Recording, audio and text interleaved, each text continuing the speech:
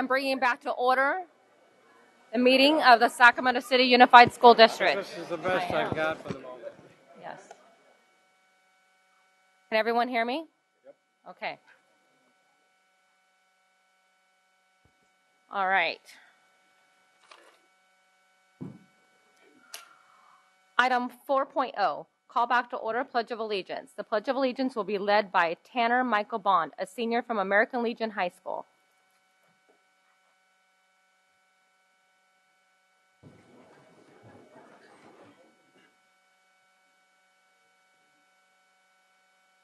I pledge allegiance to the flag of the United States of America and to the republic for which it stands, one nation, under God, indivisible, with liberty and justice for all. Someday.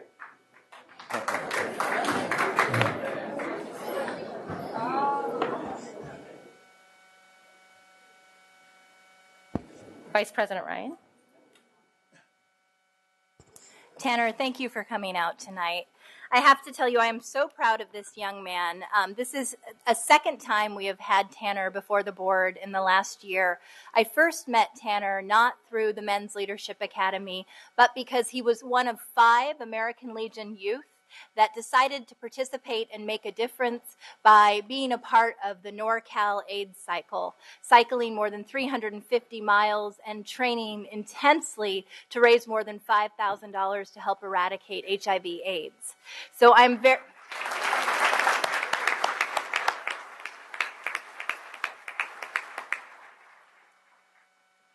Tanner shared that that was a life-changing experience, and he has continued his commitment to making a difference for his community as part of the Men's Leadership Academy. The Men's Leadership Academy at American Legion is really dedicated to empowering young men to become lifelong learners and globally competitive leaders. I will say this year we were very proud to have them undertake in a process where they did a community assessment and became young philanthropists and awarded $10,000 in grants to local nonprofits making a difference in the Oak Park area.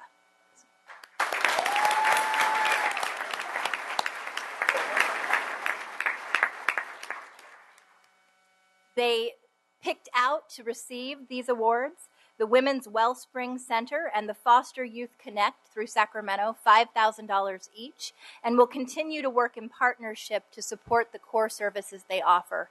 Tonight, I have the opportunity to not only recognize Tanner, who actually said that the certificate should not be going to him, it should be going to his advisor, and it should be going to the Men's Leadership Academy. So we have certificates for the Men's Leadership Academy.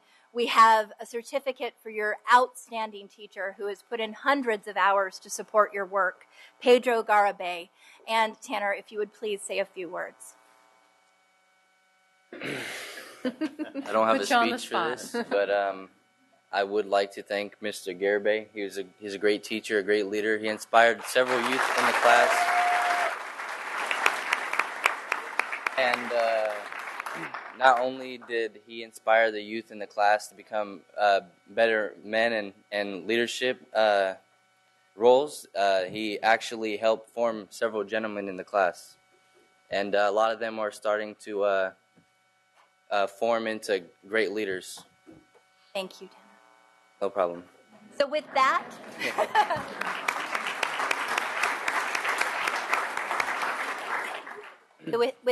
With a tremendous amount of pride, the Board of Education has the opportunity to recognize American Legion Young Men's Leadership Academy. If I can have you come up so I can present you with a certificate and we'll take a picture.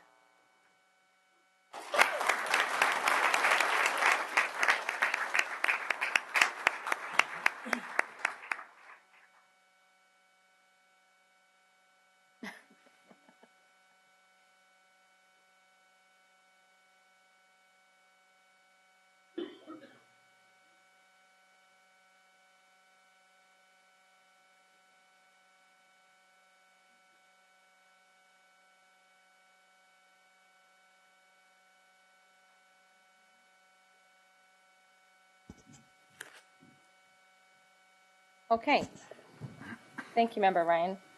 Item 5.0, announcement of action taken in closed session. Yes, Madam President, I have one announcement. The superintendent has the other announcement. By a vote of 5-0 with board members Hanson and Arroyo absent, the board adopted Resolution 2015/16-D regarding a certificated employee dismissal. That's the end of my announcement, Madam President. And on the other announcement, I'm pleased to announce that the board, by a vote of 5-0, with board members Arroyo and Hanson absent, approved the appointment of Richard Baranowski as the new principal of American Legion High School. Richard replaces Stan Eccles, who has moved on to the placement hearing office. Comes with tremendous amount of experience working in alternative education. He comes from outside of Chicago, from Cicero. And some of the things I want to highlight is that other people have said about him, and things that have been evident is he's very proactive. One of the things that he did in his previous district is significantly reduce suspensions by 78% by being out there and being more active and involved with the students. And also he's been referred to as being highly organized, knowledgeable, and determined. Through the process of interviews, he came across as very passionate about students as well. So again, very happy to announce Richard Baranowski as the new principal of American Legion High School.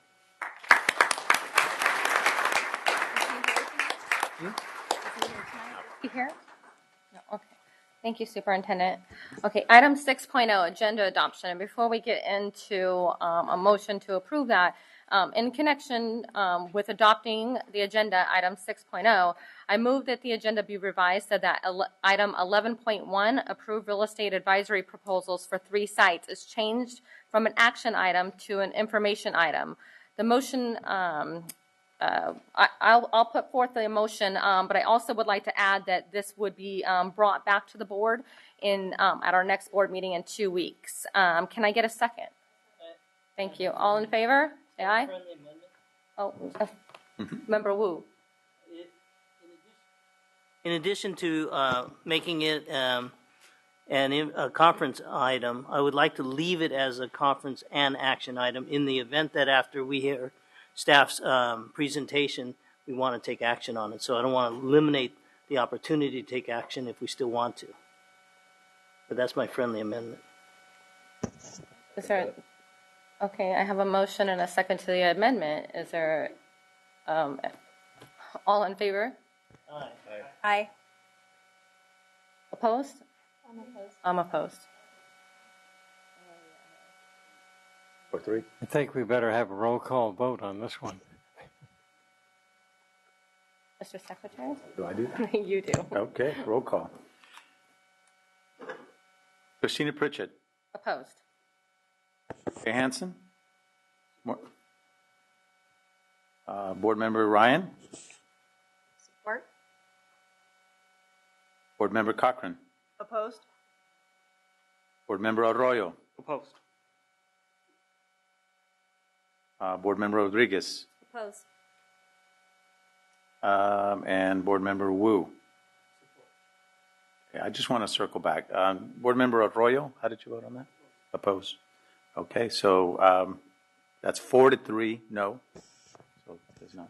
Okay, so right now the amendment that's on, or I'm sorry, the motion that's on the table is that it will be changed to from an action item to an informational item and be brought back at the next board meeting. All in favor, say aye. Aye. Aye. Opposed? Abstentions? All right, motion carries. Thank you. And you're adopting the agenda as well? We are going to do that next. All right. Item 6.0, agenda adoption. All in favor say aye. Thank you. All in favor say aye. Aye. All right. Opposed? Abstentions? Okay, agenda carries. Thank you. Item 7.0. Item 7.1, recognition of Tahoe Park Neighborhood Association. Member Cochran? I see the wonderful association moving forward to the microphone. I have a prepared statement to read, but why they come up, take a look at these people. These are your friends, your neighbors, and the people who support public education. This is a neighborhood association in Tahoe Park area who has worked in fundraising, a bowling tournament, all kinds of endeavors to give money to students in Sacramento City Unified. I'd like to read the prepared statement. So this is a statement of appreciation, great appreciation. This extraordinary group is here this evening. This is Tahoe Park Neighborhood Association. This association is committed to creating a safe and inviting and engaging community of neighbors. But TPNA does something very different and incredible for schools. I have not found an equal or parallel in this district for the support that they give public schools. The members donate their time, supplies, and money to help support the students of the district. One of the missions is to provide scholarships to deserving students at Hiram Johnson High School. They are able to provide these scholarships through fundraising and contributions from people in the community. But here's the astounding thing. Last year, this group awarded $10,000 to Hiram Johnson seniors who were deserving and going to college. That's a commitment from a neighborhood organization that I've never seen before, and I'm so proud of. Since 2006, more than 45 Hiram Johnson students have taken thousands and thousands of dollars to their college studies, thanks to this neighborhood association. It's an extraordinary contribution. I'm very grateful, and I'm hoping that it'll be a model for other neighborhood organizations to follow. In fact, this organization has agreed to work with Tahoe Elementary School to see how they can further develop this type of participation in public schools through support. Thank you so much, and I'd like to have a round of applause for them. Thank you.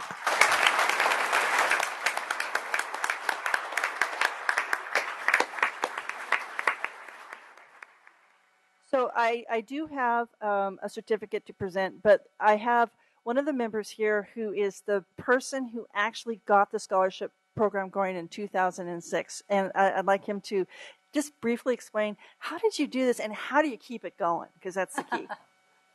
Well, thank you to all of you and all the board members.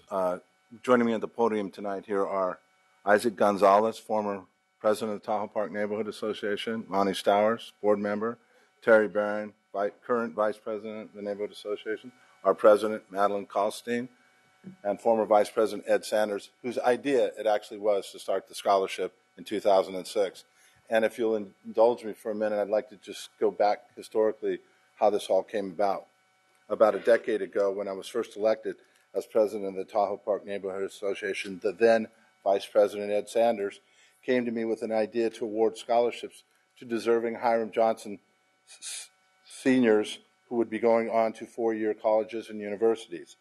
But there was a twist. Usually scholarships are awarded based mostly on the student's academic achievements. Ed's vision was to recognize and reward that student who didn't necessarily have the 4.0 or the 4.0 plus GPA. These scholarships would not rely solely on these statistics, but on the young person whose grades were not necessarily among the leaders, but had demonstrated an ability to overcome challenging socioeconomic circumstances, or perhaps from a home where English was a second language. Perhaps no one from their family had had an opportunity for higher education in the past. To get a better picture, applicants were asked to include an essay, "What community service means to me," with their application. Over the years, the emphasis and consideration for academic and other achievements has changed and evolved somewhat, but that desire and commitment to higher education while overcoming challenges is one of the most important components TPNA evaluates when considering awardees. Now, having awarded over $42,000 to approximately 60 graduates in the last 10 years, we continue to be amazed and inspired by these young scholars. Let me read you a quote from an essay from an earlier awardee a few years back. "My vision of community service is showing the world that there are diamonds in the rough, that there is talent of every sort in every neighborhood of the United States, and that even in the darkest of shadows, light can be found in every color, shape, and form." This young man from a single-parent household was also the financial breadwinner for the family.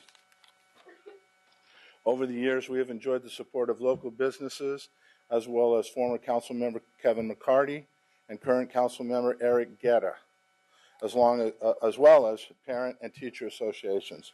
Overwhelmingly, however, it's been the support from the community which sustains us, keeps us going. On behalf of the Tahoe Park Neighborhood Association, thank you for this recognition.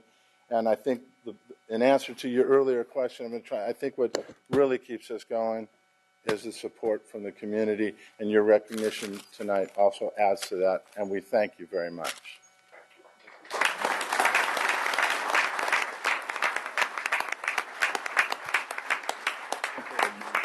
So I'm going to come down to the certificate. We'll take a photo. Ed, did you want to add one thing, since it was your grain of an idea that got this whole thing started?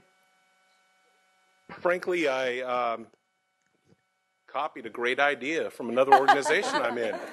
But the difference is the tremendous resources that we have in our community through support from council members, public servants, as well as the for-profit sector, and just regular people.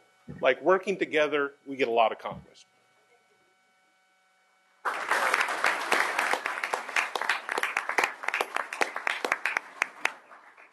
I must say, it looks like you have a secretary in training down there. She had a little notepad.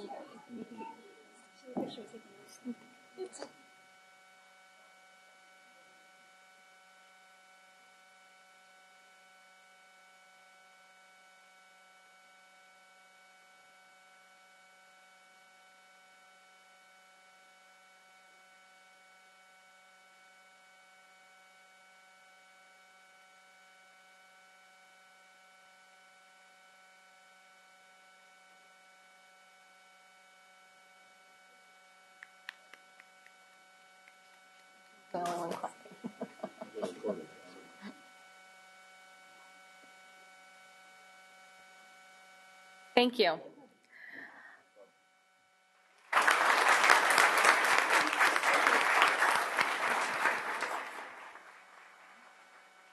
Item 7.2, approve resolution number 2870, recognition of National African American History Month.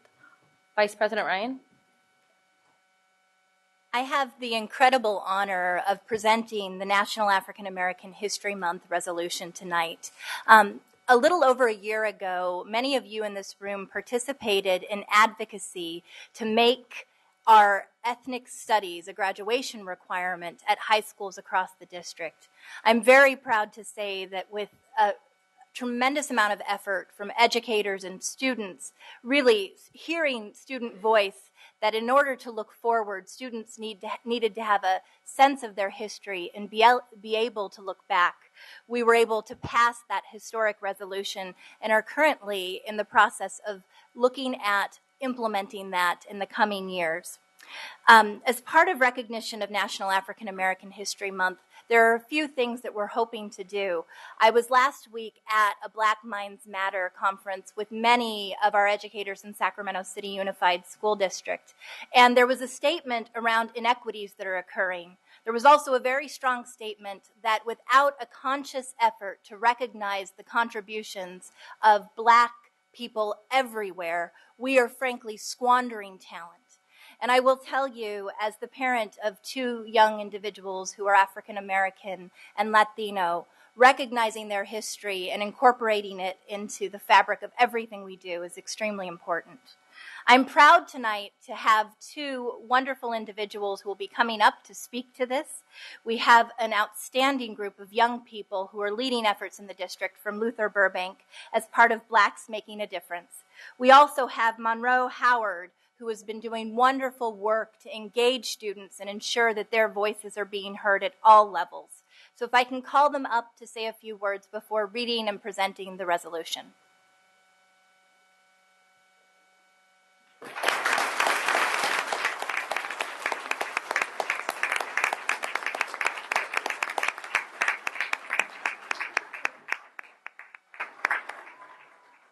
Good evening to the board and all of the distinguished guests this evening. My name is Monroe Howard. I'm with the Youth Development Support Services Office here at the Sacramento City School District. And I'm not going to say too much because we have some amazing, talented young people that stand behind me who are part of the BMAC group, the Blacks Making a Difference, which is one of the chapters at Burbank, and there's chapters across a couple of other schools there.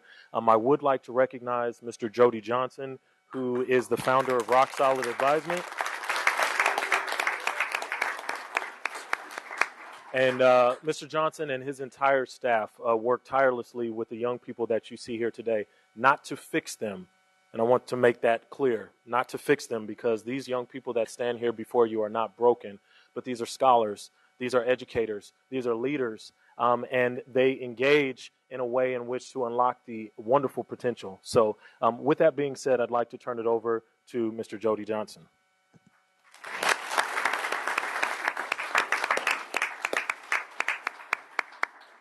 Good evening, board. I will keep this brief because part of what we do in the BMAT program is empower our youth to be the change agents in their communities and empower the community so they can be the difference that they want to see. So I'm definitely about to take a step back, say my humble thank yous, but I'm going to turn it over to our president of our Luther Burbank chapter, Mr. J. Sean Yancey.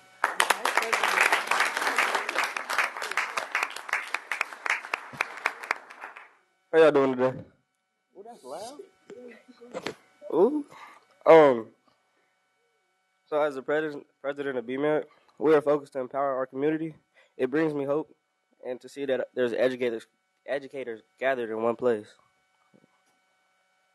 I'm not really sure why they're here, but I do recognize a lot of these faces in the room, and I'm glad to see a lot of educators at the board meeting where all the decisions are made for the education of the young people.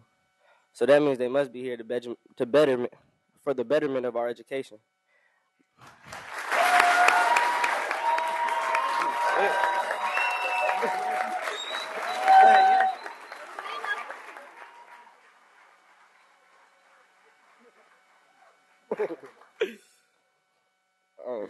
Because as a senior that I am now, I know a lot of students that aren't graduating and that aren't ready for college. But seeing these teachers here do give me hope that they do care about our futures.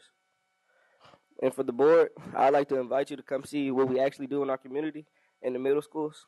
And our programs are currently located at Luther Burbank High School, John F. Kennedy, Hiram Johnson, and hopefully I'll be able to see you guys' faces again. Thank you for your time and your recognition.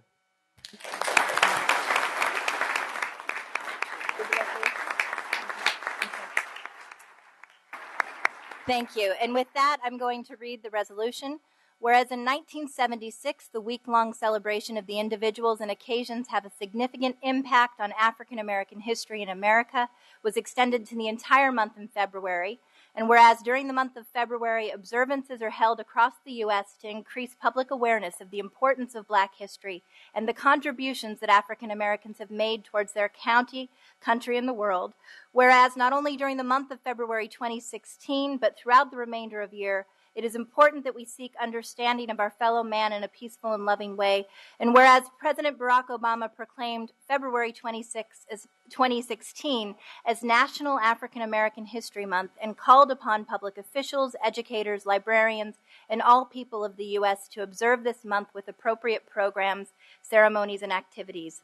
Now, therefore, be it resolved that the Sacramento City Unified School District Board of Education recognizes February 2016 as African American History Month and supports the important work and services provided by schools and educators throughout the district and the organizations throughout the nation.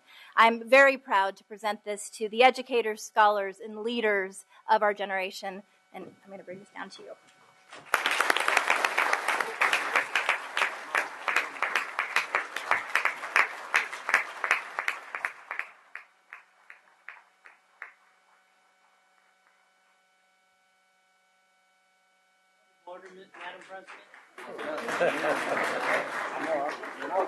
Point of order, Madam President.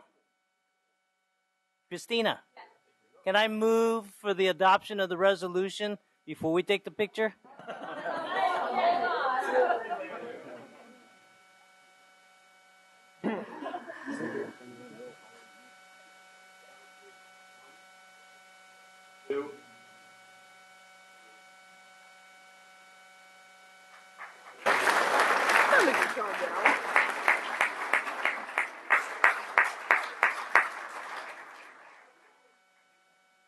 You haven't adopted it yet.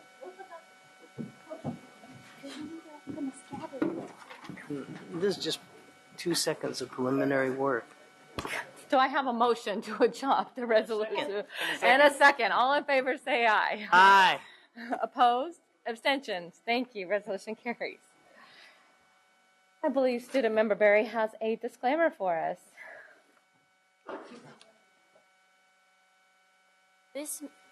This meeting of the Sacramento City School Board is being recorded in its entirety and will be cablecast without interruption, with the exception of technical problems on Metro Cable 14, the local government affairs channel on Comcast, Consolidated Communications, and AT&T Uverse. Today's meeting will air Sunday, February 21st at 9 a.m., Monday, February 22nd at noon, and webcast at www.sacmetrocable.tv. Members of the audience wishing to address the board should fill out a speaker identification form located in the back of the community room and give it to the Chief Communications Officer, Mr. Ross. Prior to the conclusion of the item's presentation, please speak into the microphone when addressing the board and state your name for the record. Please limit comment during public comment to items not listed on the agenda. If you are found to be commenting on an item that is on the agenda, you will be asked to defer until your item comes up on the agenda again. Please turn off all cell phones or place them on silent or vibrate. Thank you. I also, before we get to public comment, I just want to say it looks like we have about 25 public comments, and we want to make sure that we hear everybody tonight. So just keep in mind that there is a 2-minute limit to each comment, and if I want to make sure that we're all getting our message across, but if you are saying the same thing that the person ahead of you had said, just please get up to the microphone and say ditto or same as that person. Make sure we get through this tonight. All right, item 8.0, public comment. Thank you, President Pritchett. Before I start reading names, we do have a blue Toyota Corolla with their lights on in the parking lot. The license plate is 64SS824, blue Toyota Corolla. So with that, we have, as President Pritchett mentioned, 25 public comments. I'm going to read names 5 at a time. If folks can please line up behind the microphone in the order you're called. The first 5 speakers are Josh Gonzalez, Isaac Rodriguez, Alicia Hernandez, Lashanya Brazil, and Felipe Ferraz.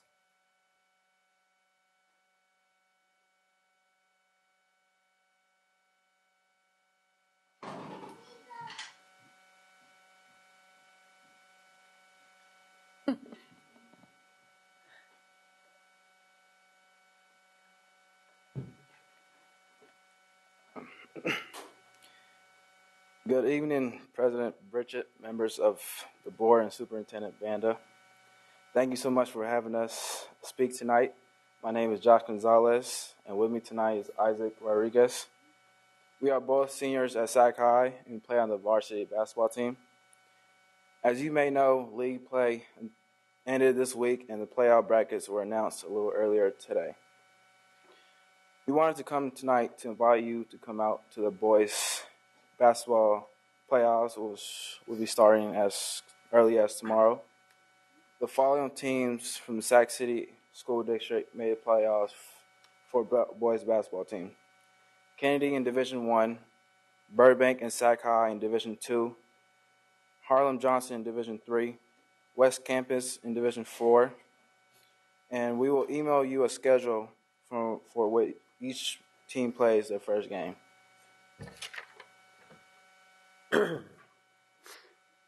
Also, we have a basketball here that each member of our Sac High varsity team has signed, recognizing our league championship in our 14-0 season.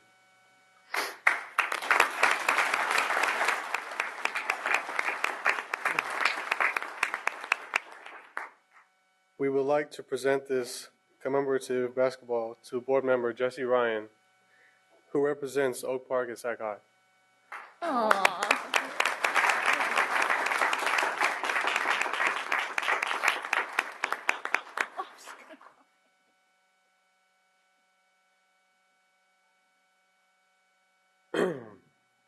Thank you, and we hope to see you at the game. Thank you.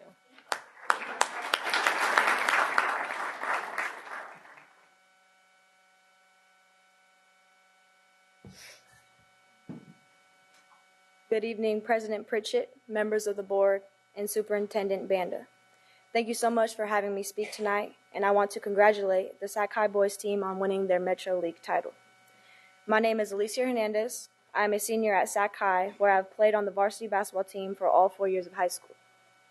Next year, I will be attending the University of California at Santa Barbara on a full-ride athletic scholarship.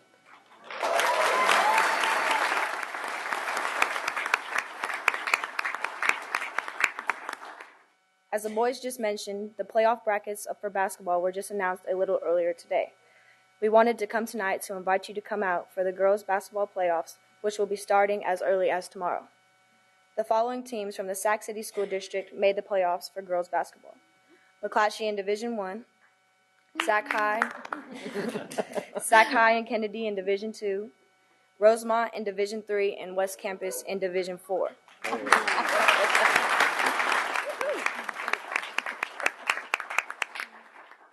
We will email you a schedule for when each team plays their first game.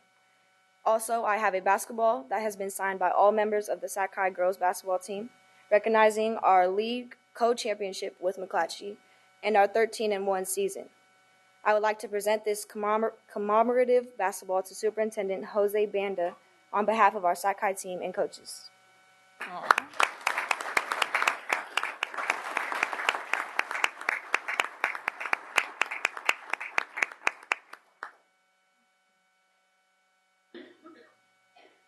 Thank you, and we hope to see you at the games. Congratulations.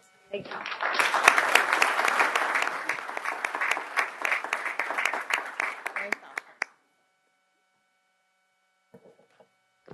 Good evening, board members, President Pritchard, Superintendent Bonda, and Vice President Ryan. Most of you know me as Ms. LaShanya Brazil with the Black Parallel School Board Executive Board member, but tonight I'm not here standing on behalf of the Black Parallel School Board, but in fact as a parent of 4 young scholars that are currently attending in the Sacramento School District and that have navigated successfully in the Sacramento School District. 2 which are currently attending college, and the other 2, go Sac High, that are halfway through high school. Schools in parent partnership with schools like John Bidwell, Mark Hopkins before they were closed down, Sam Brannan Middle School, Sac High, of course, and John F. Kennedy. Through the partnership and parent partnership with these schools, I was able to have 4 successful young scholars. And it was through the teachers, the support.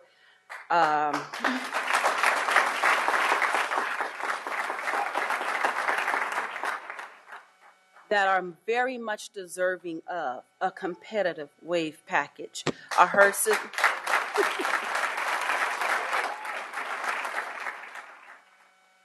resources in their classrooms, such as Chromebooks to help with the California Testing Common Core, classroom size reduction, and then also, just teacher support altogether. That is not much of them to ask.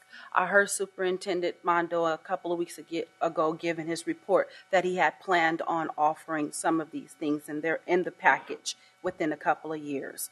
Also, I heard that he will be bringing in more, recruiting for diverse teachers, which I think is very essential, not just African American, but also Latino, Hmong, and Asian across the board. Sacramento is the capital of California, and we're very diverse. There should be no reason that the diversity is not in the school district as well. Thank you.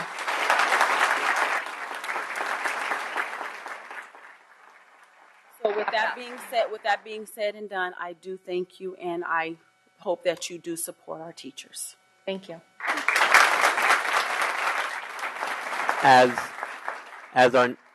As our next speaker approaches the microphone, if the next 5 speakers can please line up behind him: Jessica Arriaga, Nikki Malevsky, Fabrizio Sasso, Anna Molander, and Kathy Buxton. Thank you.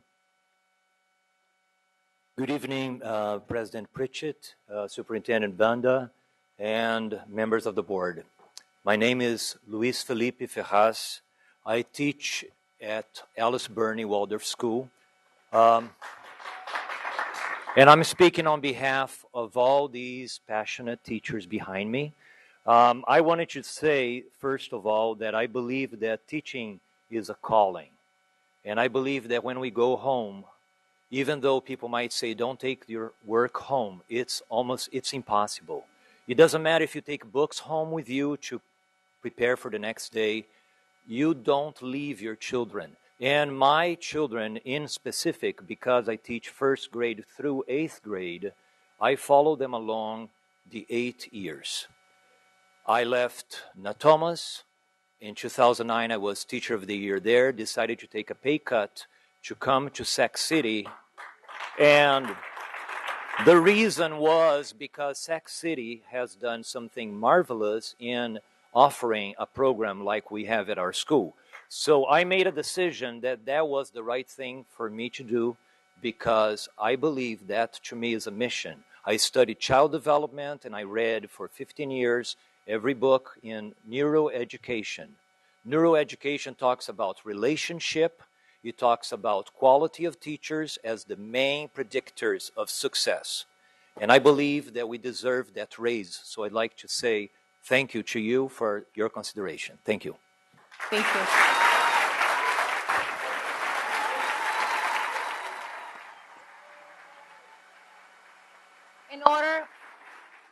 In order to make sure that we get through all the public speakers, I'm going to ask for refrain clapping in between the speakers and just maybe do the silent clap in between. Thank you. Ms. Arriaga. Good evening, President Pritchett and board members and Superintendent Banda. I kind of just want to start off with just an anecdote. Student number, it doesn't really matter, 235 comes into your school district. He has a 504 plan, and mother walks into the principal's office, lets him know that you have a new diagnosis, we have some problems with that child. Principal says, I'll see you in a couple weeks. Okay.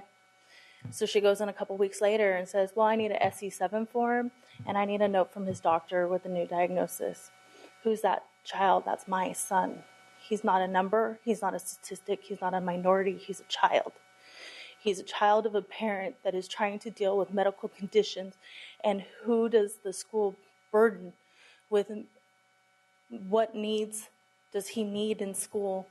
And what supports does he need? Who do you burden with that? You burden the parent. You burden me to decide what services and what support does my child need. I am no educator. I am no administrator. I am not equipped to identify all of the needs of my child. And it's not fair to me, nor is it fair to the teacher who tells me I don't know how to help him. If you focus so much on recouping any ADA when he misses school, and you put that much energy into the money that you lose when he misses school, as you do educating the student and the warm body that is in that chair, I would not be in front of you today. It's appalling that our children are being treated as numbers and statistics and not as human beings, as part of a family. And I'm just really disappointed that this is what I'm in front of you today to say. Teachers need support. They need people that will help them educate my child and many others in your board. How many children in your district do you think you have that are just warm bodies and seats? Thank you. Before you leave, Ms. Arriaga. Ms. Arriaga. Ms. Arriaga. Jessica, can you please come up? We have one board comment. Member Cochran. Thank you for your comment. I just want to make sure that your issues with your child, are they being addressed? If not, you can take my card and call me. I'll help you with anything you need. And I'm sorry you've had a problem. And you should know that I've been working with Ms. Arriaga as well. Thank you, President Bridget. You're welcome. Ms. Milewski. Good evening, members of the board, Superintendent Banda. I'm Nikki Milewski, President of the Sacramento City Teachers Association. And before I start, I want to thank the over 1,000 educators, parents, community members, and students who rallied here tonight. And I want to give thanks to the many people who are going to speak tonight about their concerns about the recruitment and retention crisis in this district. I also want to draw your attention to the packets of information that we prepared for you. Babe, I've been doing a lot of packets. Where's the homo here?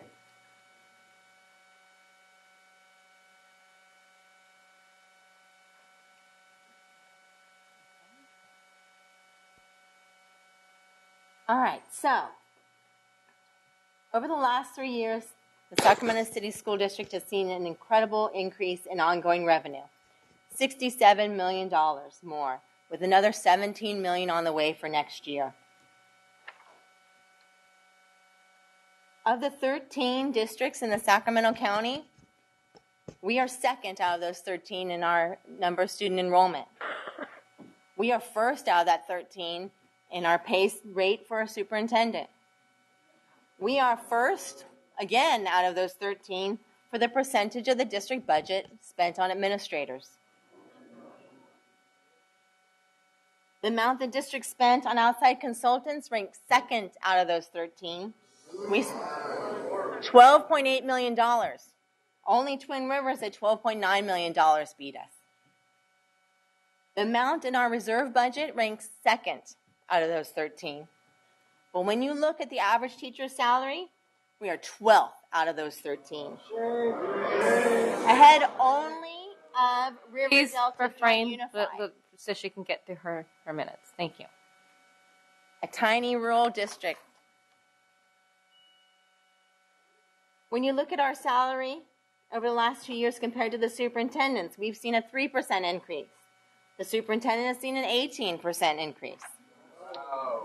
Ms. Milewski, please wrap it up. Look at the districts around us. These are the districts that we're competing to hire teachers and retain teachers. Here we are in paying our salary.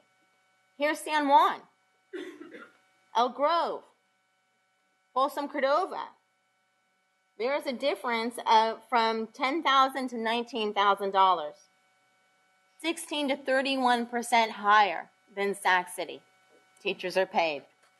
And when you look at our benefits, this is a document prepared by the district's own consultants, school services. You see Sac City right here. These are the districts we're competing with. San Juan, their salary and benefits. These are salary and benefits for 2014-15 are up here. Here's El Groves, Stockton, and we're here. And what you need to know is these are last year's numbers.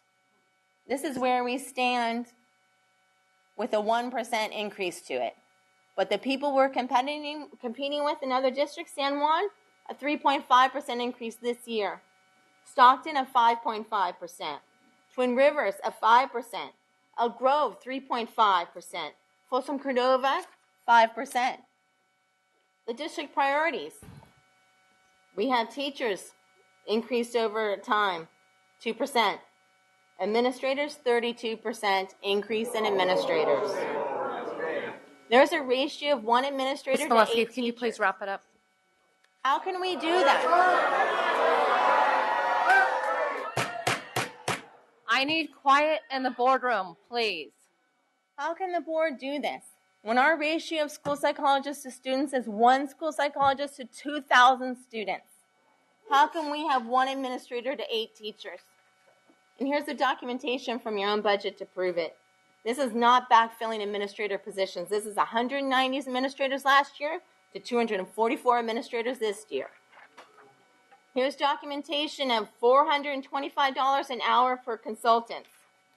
And I'll try to get through this as quickly as I can, but you need to understand.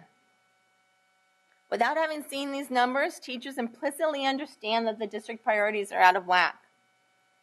We see when our contributions are not valued, when our voices and the needs of our students are being ignored. In a recent SCTA survey, 53% of respondents said that they were considering taking a job in neighboring districts. 73% know a coworker who has accepted a job in another district because of our pay. And yet hundreds of dedicated educators stay here in Sac City. Why? First, because of a deep, abiding commitment to the students in this district. Second, because of relationships with our coworkers. And third, because of the benefits that we have fought so hard to maintain. The survey shows that it's not because of pay, and it's not because of the district leadership that we stay. Educators' confidence in this district leadership would soar if it finally took steps to ensure that all children in this district are taught by a fully credentialed teacher. And that begins with agreeing to the very reasonable 5% wage increase that is on the table now. I want to conclude with two questions, and I apologize for going over time. But first, to the audience, how many of you believe that Sac City teachers deserve at least a 5% wage increase?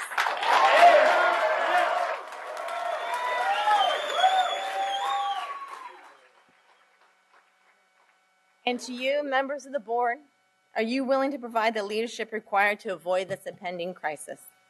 Thank you for your time tonight.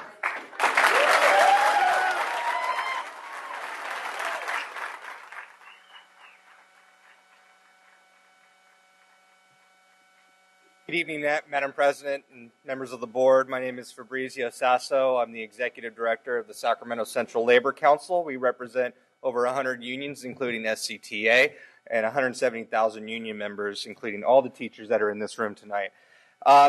You know, I always said that you need to judge a society by the way we treat our teachers.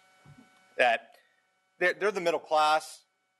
They are what makes Sacramento work. Our district needs to recruit and retain more credentialed, more diverse teachers urgently. As we saw, we're in the best financial position this district's been in many, many years. However, we just saw the comparables with other area school districts, and they're pretty abysmal. What are we spending it on? Administrators and consultants. No parent says we need more consultants. No student is thankful, or it's the rare student that's thankful for the administrator. Everyone can remember that one teacher who impacted their life, but I bet none of you can remember the administrator who changed your life unless you were a troublemaker. And you know that old axiom, those who can't teach, consult. I know this. I know this because I used to be a consultant. I used to be a consultant, and I could never do the job that a teacher does. You think I have a tough job? These folks here have a really tough job. You think you have a thankless job? These folks here really have a thankless job. So hiring more credentialed teachers will ensure that there's a better student-teacher ratio, ensure that these teachers represent the diversity of the community that we live in. Whether it's intentional or not, we know that teachers, credentialed teachers, go to more affluent schools. This is a form of institutionalized racism. The community deserves, these communities, and we know that the communities that are impacted the most are mostly economically disadvantaged communities, which mean communities of color. And so these communities deserve more, and it's your job to make sure that this happens. And I know a lot of you personally, and I like a lot of you here. So you have come to the Labor Council for endorsements in the past, and I just want you to remember, even though you may be the boss of the superintendents in the school district here, but these folks here are my boss. So I want you to remember that next time. We look forward to seeing you back at the Labor Council here soon. Thank you, and do the right thing.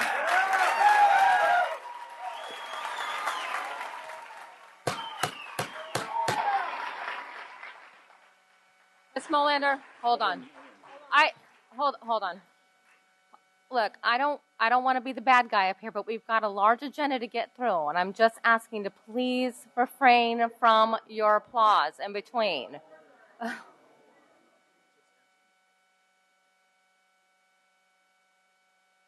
Go ahead, Ms. Molander. Go ahead. Good evening, board. Anna Molander. I'm a parent in the district of soon-to-be 3 children in our public schools. And I'm here tonight because of something very near and dear to my heart, and it's our teachers. We've had experience now with 3 different teachers, one who is just about to retire, one who is brand new to our school, and one who, although very young, is a seasoned teacher. And every last one of these teachers spent an inordinate amount of time, their own money, and an amount of heart that I can't even begin to describe to make sure that not just my child, but every child in that classroom and every child on that campus is getting a great education. And that every one of those children is getting the supports they deserve.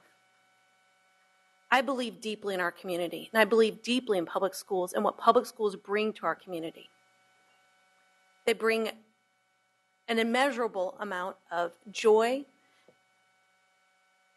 and a sense of community that you can't get any other way. We're doing a disservice by encouraging our teachers to leave. 5% increase now should be an easy decision. If you're going to make a business decision tonight, and when you negotiate, you can make a business decision. And let me tell you why 5% is an easy business decision. It keeps excellent teachers like those that are at our school site in this district, and it encourages the best and the brightest to come here. Not just because they're going to have great colleagues, but because this is a district who cares about their teachers. It's disheartening, it's embarrassing to know that our district pays our teachers so poorly.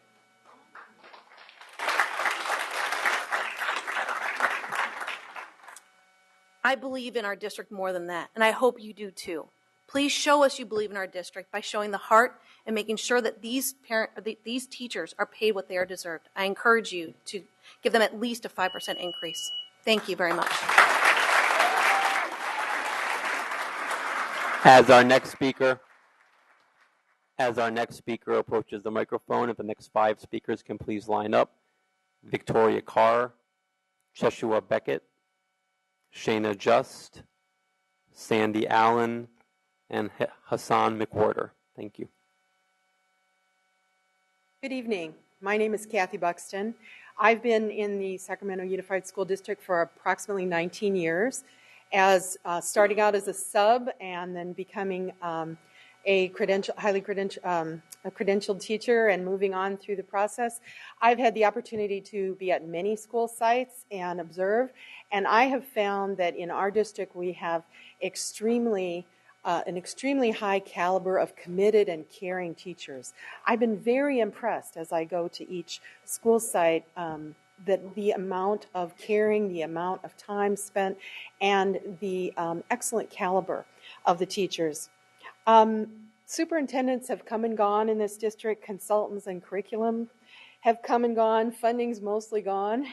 But teachers are still here, and they're teaching their hearts out, and they care for their students. Many of us are going to be retiring in the next 5 years or so, and we are concerned that this raise is needed to recruit new qualified teachers that will carry on what we have begun. Please decide to support this raise. Thank you.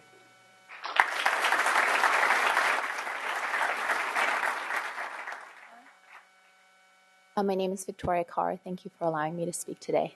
Last time I was up here, I was very emotional because I was speaking about my 3 young children. I do have one who is currently in the school district, the Sacramento City School District.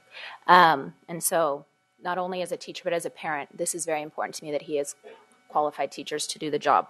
I would first like to start off by saying that what we do day in and day out matters, and I wish that you knew that. We do the real work every day for our kids. Why do you feel that we do not deserve a raise? It's a shame you don't value us. It's a shame you don't treat us as though what we do day in and day out matters. All of the children in Sac City deserve teachers who are qualified, and we won't get all of the teachers we need without making it worth their while. You can't even find anyone who wants to be a teacher anymore, sadly, because nobody values them. How are we going to compete with the few who have the calling if we do not offer them even close to what they are worth? Obviously, no one in this room became a teacher for the pay. But how dare you take advantage of that? It's not just us who deserve the board to care, but the children. Thank you. Thank you.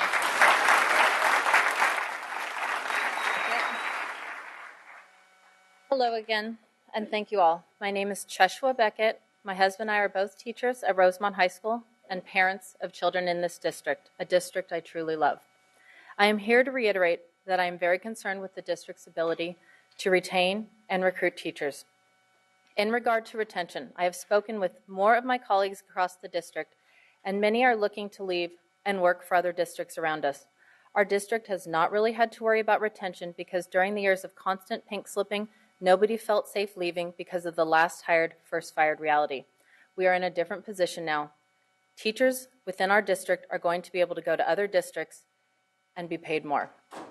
We need to worry about retention. I'm also concerned with our district's ability to recruit teachers. I wanted to share a personal story with you that really hit home with me on this topic. Since I spoke last month, I was at the mall and I ran into a former student. He shared that he was in his third year at Sac State, and he wanted to come back and speak to some classes at Rosemont and share his story. He wanted the students to see that he had made it and they could make it too. It was important for him to let other students know that he was a local boy.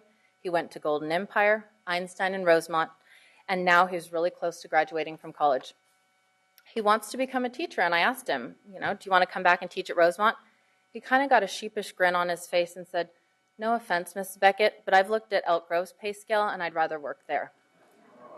This is one example of the type of person that we are missing out on. Someone like him who will be a wonderful teacher, who really wants to make a difference and give back to his community, and who could relate to the students on so many different levels. He's a local boy, he understands struggle, and he's a minority. If we do not offer competitive wages, very few will willingly come and work for this district. Too many students are currently in classrooms without qualified teachers. That is only going to continue to grow in the years to come if we are unable to recruit and retain teachers. The vacancies will be in the lower socioeconomic schools, and that is incredibly unfair and inequitable. Among the many responsibilities of the Board of Education, and I quote, the board establishes a long-term vision for the district and sets district policies and goals. Shouldn't part of the long-term vision include making sure students have teachers in their classrooms?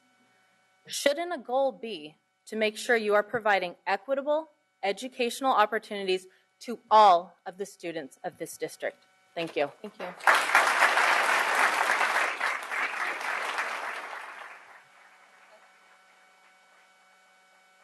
Hi, I'm Shanna Justin. I currently teach at Luther Burbank High School, and I almost literally was born and raised in this district with the exception of my college years. Sac City has a problem. There are currently over 80 teaching vacancies in our schools. That's 80 classrooms filled with students without a credentialed teacher. Our schools deserve better. Our students deserve better. Sac City can no longer successfully compete with its surrounding districts for quality teachers. Veteran teachers are leaving, and new teachers don't want to come here. Over 50% of your current teachers have said they have considered leaving for other districts. My site alone lost 5 teachers, 4 of them hard-to-find science and math teachers in the last year. Through decisions you made and you continue to make, you have done this to our students. When I started teaching 25 years ago, I wanted to work here. I turned down jobs in other districts to wait for one here. People aren't doing that now. Our salaries used to be competitive, not the best around, but close enough that with our benefits, it evened out. This is no longer true. Even with our benefits, we are now well behind San Juan and Elk Grove, our main competitors for teachers. How can teachers justify to their families continuing to work here when they can go to Elk Grove and make over $10,000 more per year and get virtually the same benefits, including retiree benefits? This is why you can't find teachers. A few years ago, when Sac City had a difficult time finding subs because our sub pay was much lower than other districts, you solved that problem, and you solved it by raising the sub pay. You have a similar problem now with your teachers, and you need to fix it or it'll only get worse. Our students deserve credentialed teachers. You have the power to help this problem. The question is, do you have the will? Thank you. Thank you.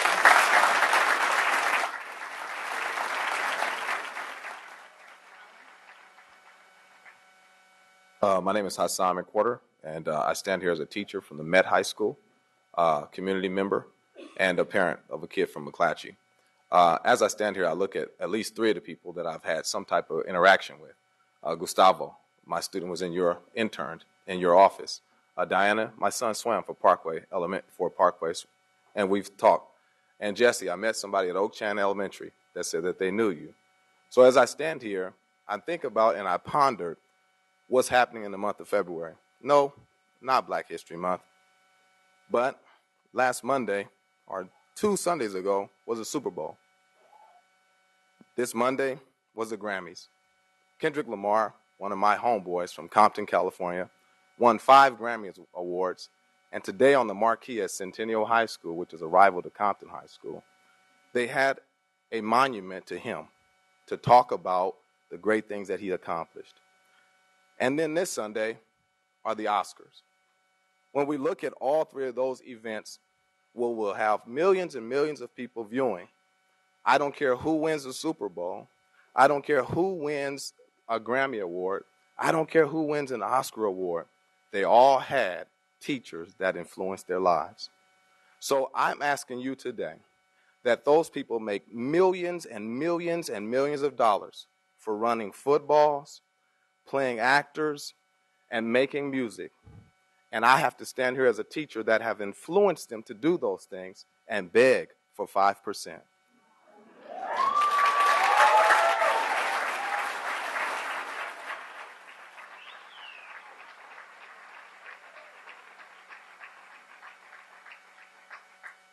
And to end, Dr. King, he said, the arc of the moral universe, it's long, but it always bends towards justice. And what I want to ask you tonight, that arc, it's going to bend towards justice, but on the other side, it bends towards something else. And I ask you tonight, what side of the arc do you want to be on? Thank you. Thank you.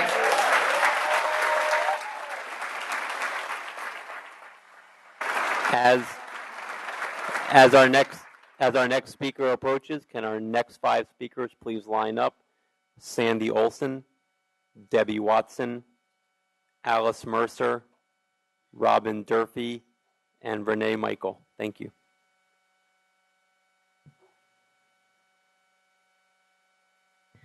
You are my sunshine, my only sunshine. You can join me. You make me happy when skies are gray. You'll never know, dear, how much I love you. Please don't take my sunshine away.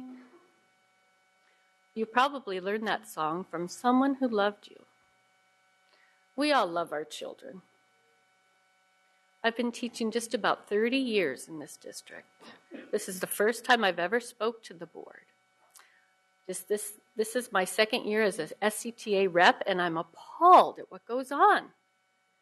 Everything you need to learn, you learn in kindergarten. I'm a kindergarten teacher at Alice Burney, and I'm Sandy Allen.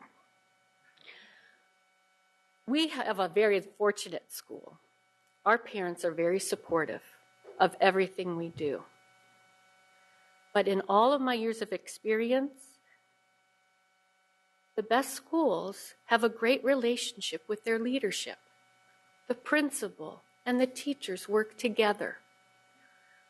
You could learn something from that. We are Sac City. Please support us.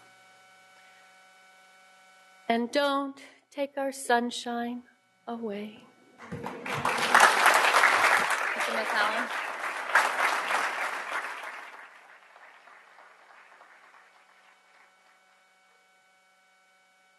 Good evening, everyone. My name is Sandy Olson, and all of us know that all of our students deserve a qualified, wonderful teacher. Every student deserves a great public education. But I got to thinking about what would happen. We all know there's a crisis in the teacher shortage. What would happen if a Sac City interviewer was bound by something like truth in lending or full disclosure? So I'd like to present to you what I just think of me as the interviewer, and you're the prospective teacher. You know, we'd really like for you to come to work for Sac City, but there are a few things I'm required to tell you. The first is that we're not going to pay you as much as you could make somewhere else. And we'd like for you to believe that your wonderful benefits will make up for that. However, even if that were true, which it isn't, you can't count on that because, frankly, we think those benefits are too good for you and we'd like to take them away. So we're going to do everything we can think of, including ignore your contract and break promises. Also, we're going to say occasionally that we understand how important your job is and that we appreciate you. However, we're not going to give you any real support nor the resources that you need. In fact, at some schools, you may not even have access to outdated textbooks. So, just saying, you know, we really, really do hope you come to work for us, and we want to wish you good luck, because you're really going to need it. Now, Superintendent Banda, when you came, you had an opportunity to begin to rebuild trust between this administration and your teachers, but you haven't shown any real commitment to leadership in that regard. And just one thing to the board members, you have very short memories. You have forgotten the sacrifices that teachers in this district made when times were hard. And now that you have more money, you seem to feel as if we're asking for something for nothing. We don't see it that way. We see that we have given sacrificially and continue to do so every single day as we lovingly teach the students of this district. Thank you, Ms. Olson.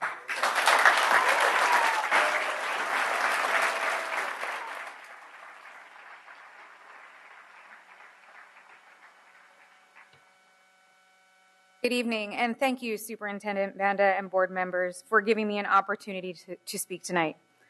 My name is Debbie Watson, and I have a master's degree in education, as well as a bachelor's of engineering degree from Vanderbilt University. I live in Sacramento, and my son goes to Matsuyama.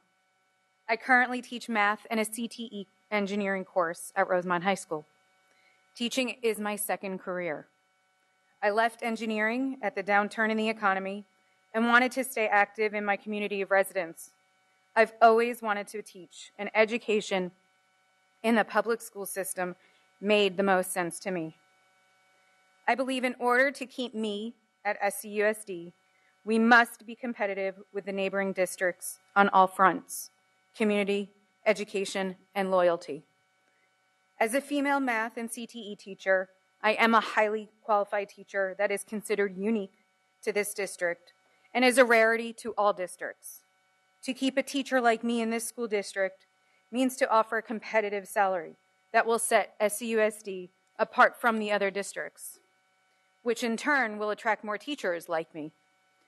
I believe that it takes a strong community with the support from its leaders to obtain and effectively retain strong teachers. I believe it takes loyal teachers to mutually support its leadership. Together, I believe that SCUSD can become a leader in education by only having all of the pillars intact. You are only as strong as your weakest link. Put the children first by creating the strongest link. We have no time to lose. Ms. Watson.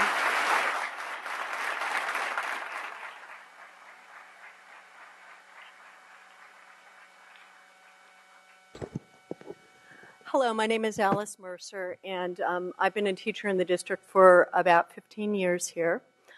And I teach over at Hubert Bancroft. I'm very proud to be teaching there. It's a great school. It has a great staff. I have news for you. That staff is retiring, and it's starting to happen faster and faster. And you're going to have to replace those great teachers. And I'm concerned that we aren't going to be able to get teachers of that same caliber at this point.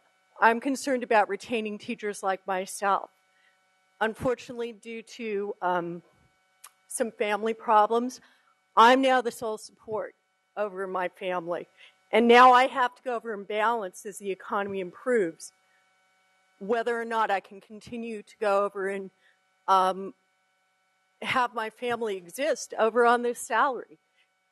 These are real stories that are happening. I know I'm not the only one over at a school that has a staff that is retiring.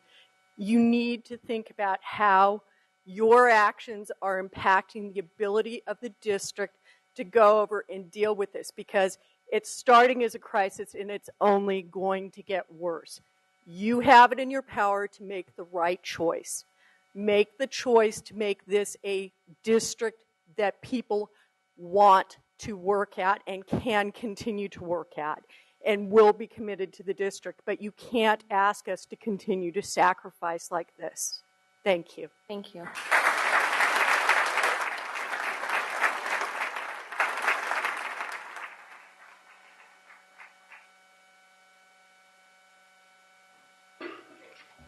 Good evening, ladies and gentlemen of the board, Mr. Superintendent. My name is Robin Durfee, 6th grade teacher, Caroline Wenzel, in my 39th year of service. We come together this evening not as combatants, but to search for common ground. In 2008, during those bleak and painful days, teachers gave back $1,000 each and agreed to reduce the quality of their medical with higher copays. Then we lost our 20-1 and pink slips were sent out by the hundreds. We found common ground. SCTA organized a campaign phone bank to work with the district to pass Proposition 30, the Sales and Income Tax Initiative. On any given evening, there were 45 to 60 teachers contacting registered voters in Sacramento, Yolo, and Placer counties. Word got around that it was the largest grassroots effort of its kind in the region, and Governor Brown stopped by to personally view this massive volunteer effort. We found common ground. On November 6, 2012, the initiative was passed, and per pupil spending went from $7,008 to $10,591. 2/3 of the teachers behind me volunteered to protect the interests of our district and man those phone banks.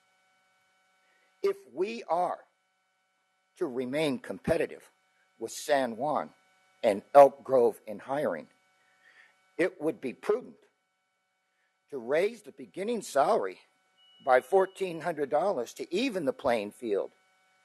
Now, we start at $42,000 and Elk Grove is at $43,500.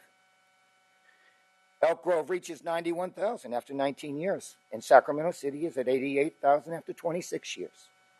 Average health and welfare benefits are almost identical for all three districts. If this board can find a way to match the beginning salary in Elk Grove and San Juan, you will get those young, passionate, talented, ethnically diverse, energetic, and enthusiastic teachers whom we need, who will be devoted to the challenges of the classroom and can deliver the Common Core curriculum with the greatest competency. I thank you. Thank you, Mr. Justin.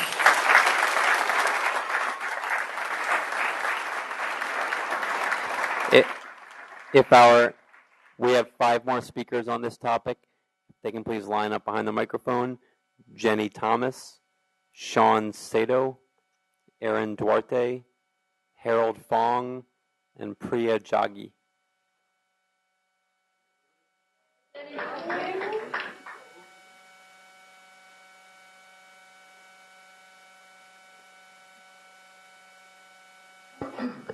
Good evening, Superintendent Banda and board members. My name is Jenny Thomas. I teach life science currently at Sutter Middle School. And I hadn't planned on speaking, so I don't have anything eloquent to say, as my colleagues were speaking quite nicely, and I support 100% what they said. But as I walked in here, I noticed you have a poster on the wall. It says, "Insert student here for maximum learning." And I can't help but think that you're inserting a student so that they can spend time with me, their teacher. Because without me, then you lack that essential conduit through which you allow these children to have and obtain a formal education. I know, after 20 years of teaching in this district, that I can take a group of kids outside on the lawn and sit down with them, just me and my kids, and I can teach them science. I know, after 20 years of teaching in this district, that I can meet my kids over at IHOP and sit down with a piece of paper and a pencil, and I can teach them algebra. I know this because I've done it. I know that my kids need a qualified, loving, supportive, energetic, committed person who's willing to sacrifice for them and give up a piece of their life and their heart and their mind to educate them and help lift them up to greater things in their life. I also know that I do not feel valued in this district. And I would just like to say to you that the most valuable asset you have, through which you provide a formal education for this community and for these children, is your educators, your teachers in the classroom, because we're the ones that spend every day with these students and share our lives with them. And we make up the deficits that you allow to exist in the classroom, whether it be materials, whether it be support, whether it be deficits within the community or the family environment, and the time we spend with our students. And I would just say, please take that into consideration. The most valuable thing you have to offer our kids are its teachers. Thank you. Thank you.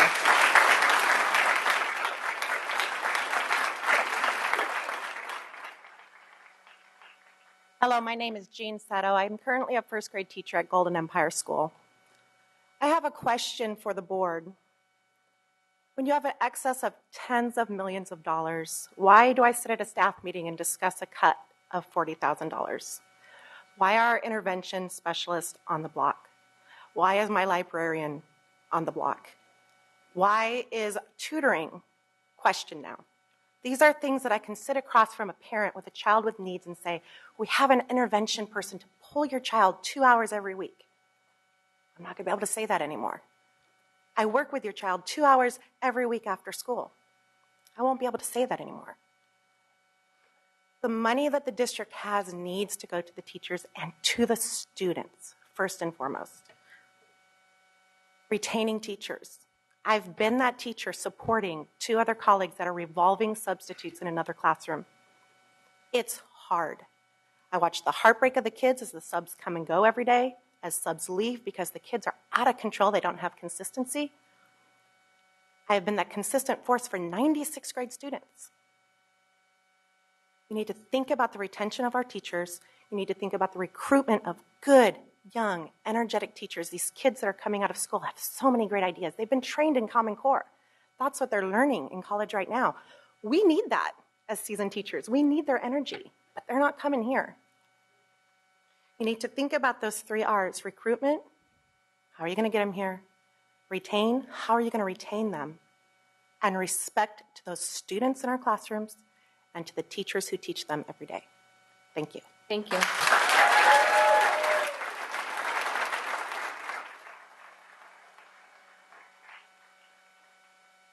Hi, my name is Erin Duarte. I'm a 15-year 6th grade teacher at Pony Express.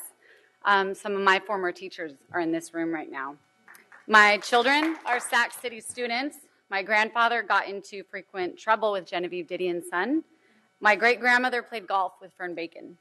My father retired after serving the district for 39 years as a classified employee without any recognition or acknowledgement from the district. I am in many different ways a product of this district. I have met one of you for about 90 seconds in my classroom one time. I met Jonathan Raymond for about 60 seconds. He walked into my classroom, never made any eye contact with me. I am not here to ask you to pay me for what I'm worth because you can't. But I am asking you to sit down with me and to hear about my job and what I do every day. It's not the lesson plans, instruction, grading. We can all do that in our sleep. I'm asking you to help carry the weight, to hear about the chaos and trauma our students constantly endure, the field trips and supplies we pay for when the students can't, the fear we have when a student hasn't walked into the classroom that morning, to hear what it's like to have a 6th grader with encopresis. Board, do you know what encopresis is? No 6th grader should have it. So as you're making these numbers decisions, and filling empty slots, please talk with me and others before you consider how you slice this pie. Please consider why others had an 18% increase in their pie. You have a responsibility to hear our stories, and no matter what you do with your numbers, you must realize the gravity of the weight that we carry. And you must spend time with teachers and students and carry that weight as well. You still won't understand what it's like because only a teacher spends 6 hours a day and then goes home and lies awake at night and thinks about those students. But in choosing to make these decisions about numbers, your responsibility is to learn about the people behind them. You can't pay us what we're worth because passion doesn't have a price. Would anybody like my phone number or my email so you can arrange to sit with me? Can I come up and give it to you?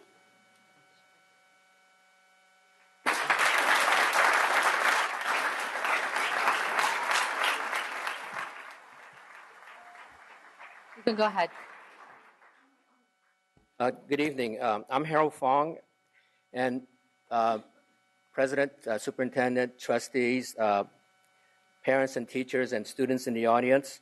I'm a trustee on the Sacramento County Board of Education, and I represent much of the south area of your district. And I'm here today to kind of give you a little bit of wisdom of being a trustee about 12 years on a school board. You have a difficult task in making decisions, but I've always, felt that keeping the best interests of the children as your focal point and making decisions will guide you to the right decision. And if you want great students, you have to have great teachers.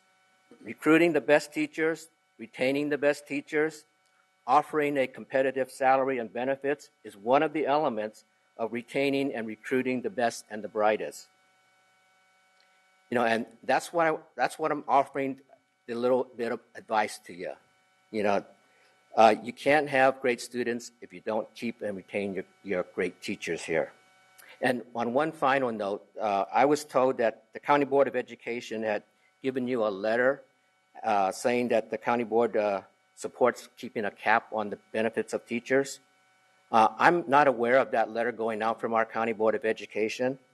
And even if it did, I would not be supporting that. Thank you. Thank you.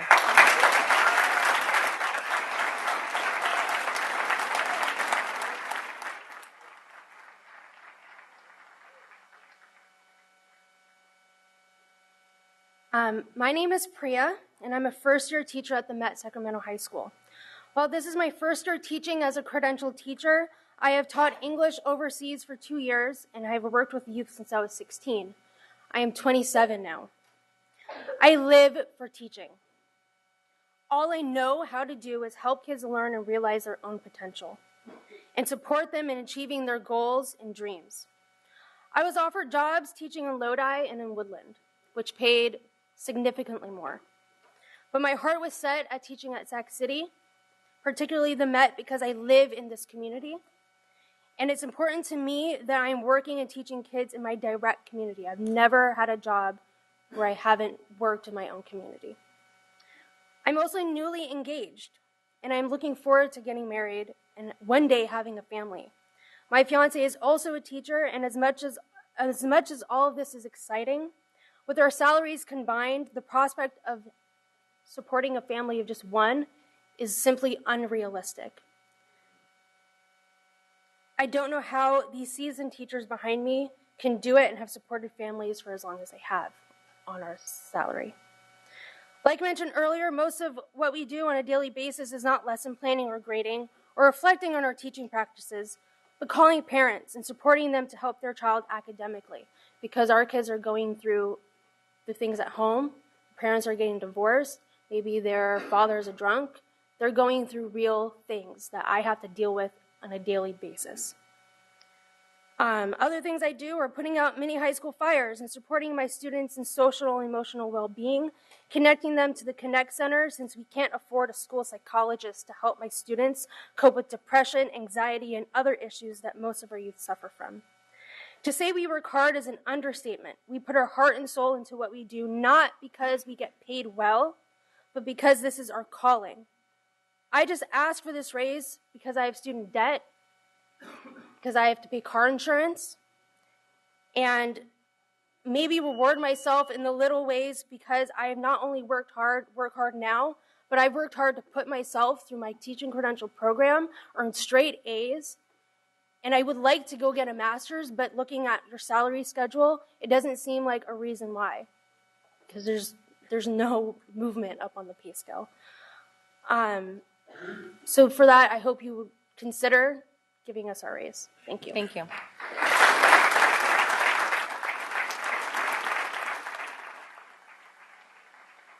In response to the comments tonight, I have a statement from the board. Across the state, we know virtually every large district is struggling to fill vacancies given the dearth of young people entering the field of teaching. This is and has been critically important to the board and the district. It is one of the reasons that we proposed moving the school calendar earlier this year. We also share the desire to have our teachers and all district employees be well compensated for their work. As a board, we also have a statutory and moral responsibility to look after the long-term financial health of our district. The last thing we want to do is spend beyond our means and only have to turn around to lay teachers off with the economy inevitably take a downward turn.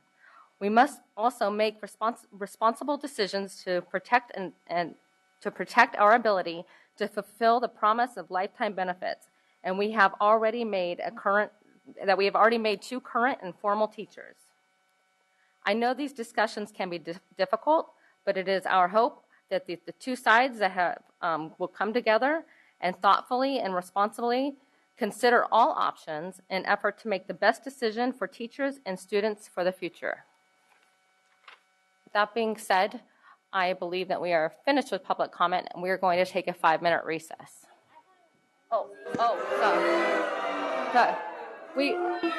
Sorry. Our student board member would like to make a comment.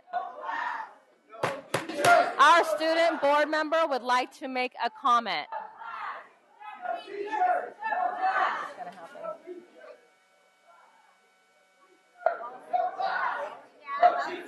Okay, sorry. I don't think it's going to happen right now. Member Barry, would you like to make your comment? Hey, wait. I have something to say, and I'm an equal member of this board. Okay, so I wrote some notes because I know that our district is in with negotiations with the SCTA, but as a student, I'm not really part of that, and I don't always get my say in that, so I want to say it now in public record.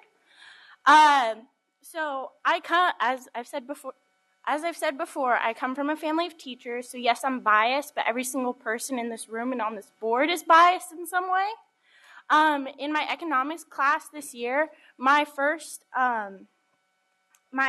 day, we learned how economics is really about making decisions.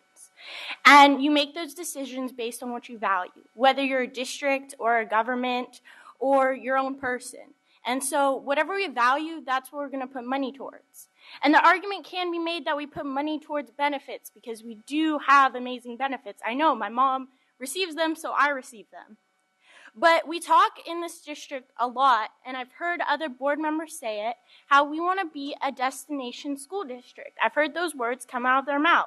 And we don't only want to be a destination school district to our students, but to our teachers too. And so, yeah, maybe we might be on par a little bit if you add up benefits and compensation. But, okay, let me talk.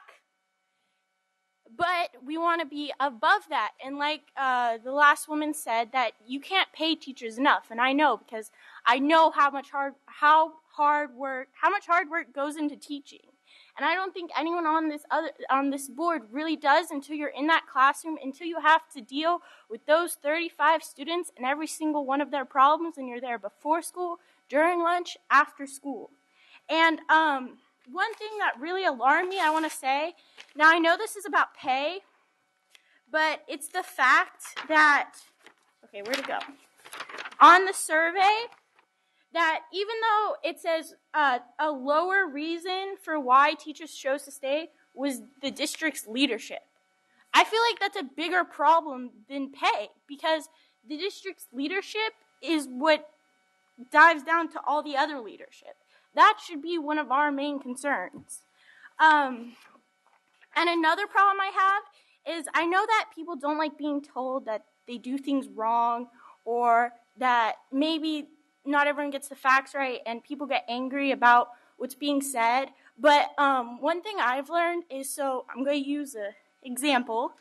I hope none of the teachers get offended, but in a classroom, if all the students are failing tests, failing the class, every single student, it's usually because the teacher probably isn't teaching the right way, not because the students are inadequate. Same goes for here. If all these teachers are upset about something and there are employees and all of them are here together saying something is wrong, that's not their fault, it's our fault. We're mixed. Like,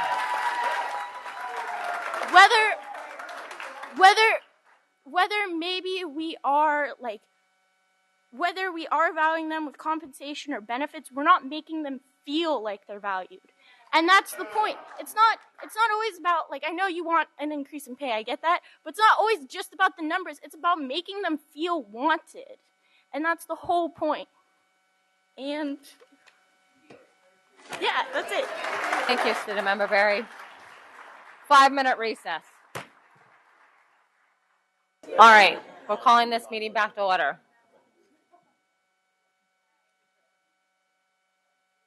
We don't. 1, 2, 3. We'll sit down and we'll have a fun. It's 9 o'clock. I need. All right. Item 9.0, public hearing. 9.1, public hearing on renewal of charter for the California Montessori Project, Capital Campus. Mr. Kramer and Mr. Bowman. Hello. I suppose we can dispel all notions that 9.1 was the feature agenda item for the night. Good evening, and Board President Pritchett, esteemed board members, and Superintendent Banda. I am Jack Kramer, and I will be facilitating the public hearing on the charter renewal for California Montessori Project. And with me is Mr. Gary Bowman. He is the Executive Director of CMP. And he will do a presentation after I am finished. For the public hearing tonight, we will go through an overview of the charter school, CMP, the process for charter renewal, the purpose of the public hearing, our next steps, and then finally we will conclude with a presentation by California Montessori Project. California Montessori Project, they have been a charter for 15 years and 10 years with Sac City Unified. They were authorized by our district in July 2006. Their student enrollment currently stands at 329, and they are a K-8 school. Their site is located at a district facility at 2635 Chestnut Hill Drive, Sacramento, and they are an independent charter. They submitted their renewal on January 19th of this year, and their current charter expires June 2016. The process for charter renewal by statute is, in essence, 60 days. We start with the charter when they submit their petition, and our middle milestone is the public hearing, which is tonight, and that's halfway through, and that is due 30 days after the submission of the petition. We reach the finish line with board action, which by statute needs to take place within 60 days of the submittal, unless there is a mutual agreement for extension. And California Montessori Project has agreed to a 30-day extension, though we highly anticipate that we'll meet the 60-day statute of March 17th board action. Throughout the process of the charter renewal, the SCUSD charter review team, we as a team, we will evaluate, prepare, submit a report, and ultimately a recommendation to the board for board action. The purpose of the public hearing is that it allows the governing board to consider the level of support for the petition. It allows for the petitioners and the public to speak regarding the charter renewal application. And it allows for interested parties to comment to the governing board regarding their support or opposition to the charter renewal application. Our next steps, the charter review team, we will continue to review the petition, and in there we will look for previous practices and data. We will also look for future plans and many of the aspects and elements of the charter petition itself. As I mentioned before, by statute, we have 60 days from receipt of the petition, and once again, we do have a mutual extension with California Montessori Project in case we do need it. But as mentioned before, that it's highly anticipated that board action will stay on track for March 17th. With that, I'd like to introduce, once again, Mr. Gary Bowman, and he has his select staff and community members as well.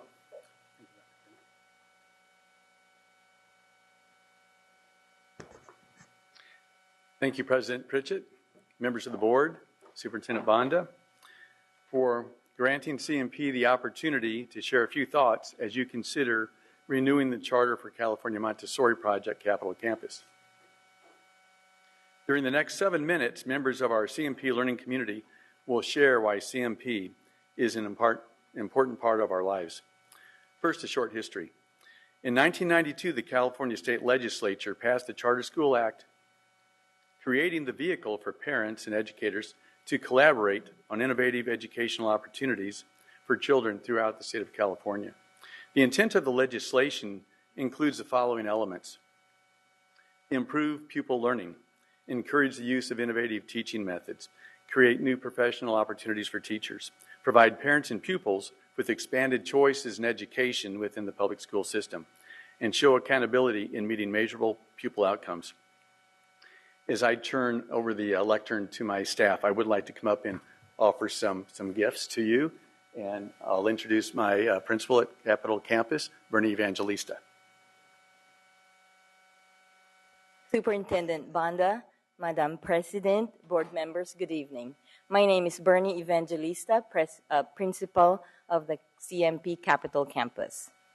When you visit our classrooms, you'll see how beautiful and inviting they are, and you will see the joy on the faces of the children as they go through about their individualized learning using the Montessori materials and curriculum. Our parents are very supportive and helpful, and our teachers and staff are committed to creating the best educational experiences for our students. Maria Montessori stated that education is a natural process carried out by the child and is not acquired by listening to words, but by experiences in the environment. Thank you for your support.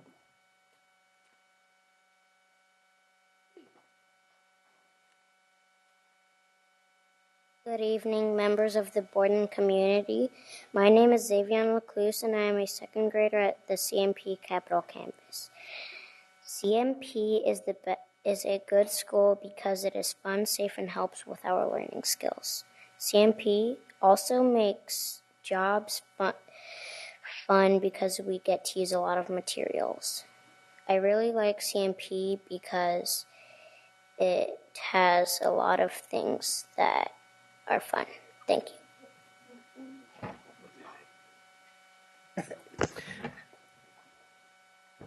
Hi, my name is Devin Lecluse. I'm Xavion's dad. And as a former Montessori student myself, when it came time to choose a school for he and his brother, one of the most important things for me was really just to ensure that the work was tailored to each of their individual capabilities. Every student has different learning capabilities, learn at different speeds. And CMP does an amazing job at tailoring it to every single student. They look at each child's strengths and areas for improvement, then help them become well-rounded and very grounded students. That's something I've found whenever I talk to Montessori student who's my age. Every single one of them I've ever met is very well-grounded in reality. This really gives each child the opportunity to be a mentor to younger missed a step, sorry. Another reason we chose CMP was because of the mixed ages in their classrooms. They had 3 grades in each classroom. And this actually gives the child an opportunity to be a mentor to younger students and to be exposed to more academically challenging material. Thank you.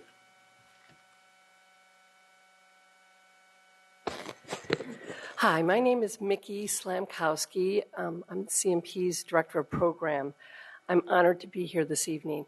I have been involved in private public and public charter education for the past 25 years, including 12 years with the California Montessori Project. I'm excited to be a part of CMP as we continue to offer a quality Montessori education to our students and families. CMP's teaching staff is phenomenal, and they're equally passionate about Montessori education. Each of our highly qualified teachers has dual certification. So in addition to their state teaching credential, every teacher commits to an additional year or more as they earn their age-appropriate Montessori certification. CMP is accredited through WASC and the American Montessori Society, receiving the maximum term from both accrediting agencies.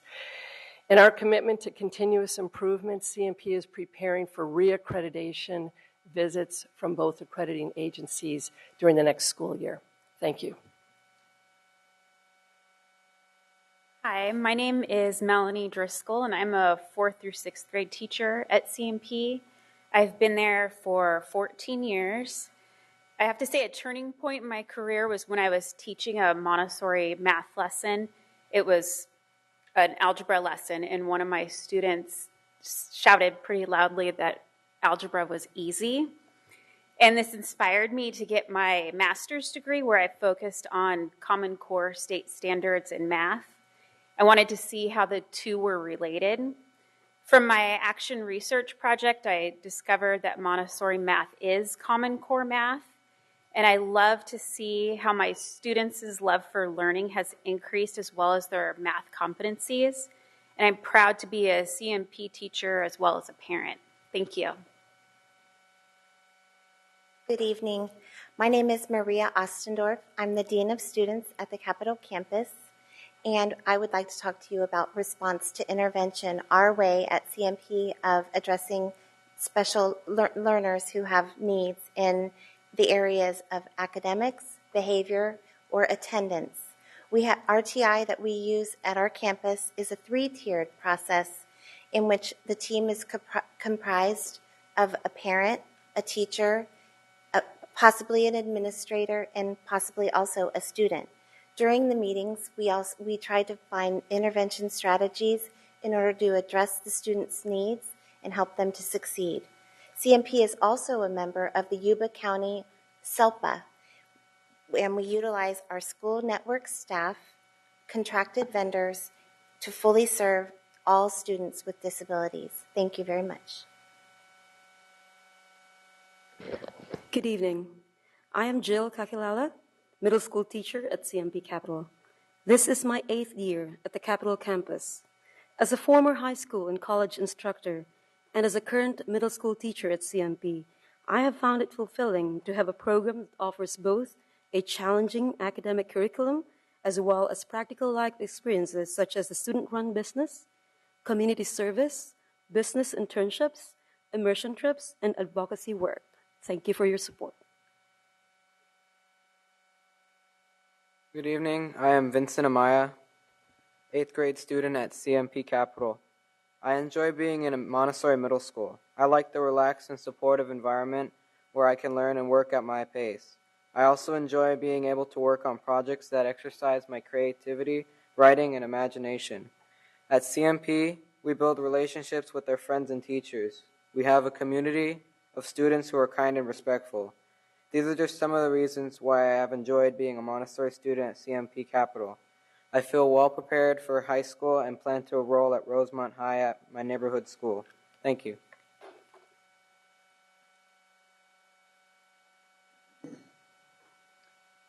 Again, I would like to express on behalf of California Montessori Project our appreciation for the ongoing support of the Sacramento City Unified School District, and we look forward to future collaborations with you, and thank you again for considering our renewal request. Thank you. Thank you. We don't have any public comment? Okay. Do we have any board comment? Member Rodriguez. Thank you, Madam President. I have one question, and it's related to the demographics of your school. And the question would be? Yeah, what are the What are the demographics? Of What are the these demographics? students? Okay, I'm going to ask the principal to come up, and that is included in our charter. So our current demographics, 55% white, 24% Hispanic, 5.5% Asian, 3.04% African American, and 11.85 multiple. I find those statistics to be very interesting, since the Montessori way of teaching was actually created for children who were at risk. And we know very well in this district that our at-risk students, or most at-risk students, are of a different demographic than the demographic that you serve. May I ask why your African American population is so significantly lower than the rest? Well, for one thing, we're a lottery school, so the students are picked based on the lottery. Any other? No, I'm not sure exactly why, because at our different schools, we'll see different demographics. For instance, in our school in Elk Grove, we have a much higher percentage of African American students. And so, you look at our history of our Capitol campus, we were in the Midtown area, and I would say that our demographics reflected the Midtown area. When we relocated to the Capitol, or the College Green area, we brought some of the students with us and the families with us, but it was a lengthy commute for a number of the families, and so within a few years, they had chosen to attend their neighborhood schools. So we maintained the students and families who could drive the distance from Midtown, and then we started absorbing more of the local families within the College Green area. So when you look at the demographics, yes, our African American population is less than a half of what it is at nearby Bancroft School, whereas some of our other demographics might, be skewed a little bit more or less. It's a question that I don't only ask this charter, but I've asked other charters, and you can ask them because they're sitting here in the audience in support of you. I have to just kind of commend Sacramento Charter High School for actually hiring somebody to recruit a more diverse population, and perhaps I can encourage you to do the same, to begin that recruitment process to bring in more students who this program was actually created for, and that particular demographic. I think you guys are doing a fantastic job, but I'd like to see more of a diversity at your school site. Yeah, and we absolutely agree, and maybe we can work with the Sac City, admissions and enrollment department also to look at ways that we could increase those specific demographics. Thank you. Thank you. Member Arroyo. Thank you, President Pritchett. I have just one question, and if you can just give me a little bit of background. As I see the achievement over the last, till 2013, I guess that's when the API was reported. I do see a little bit of a difference between the school-wide and then the different groups, like Latino, African American, and it's significant from at least the last year.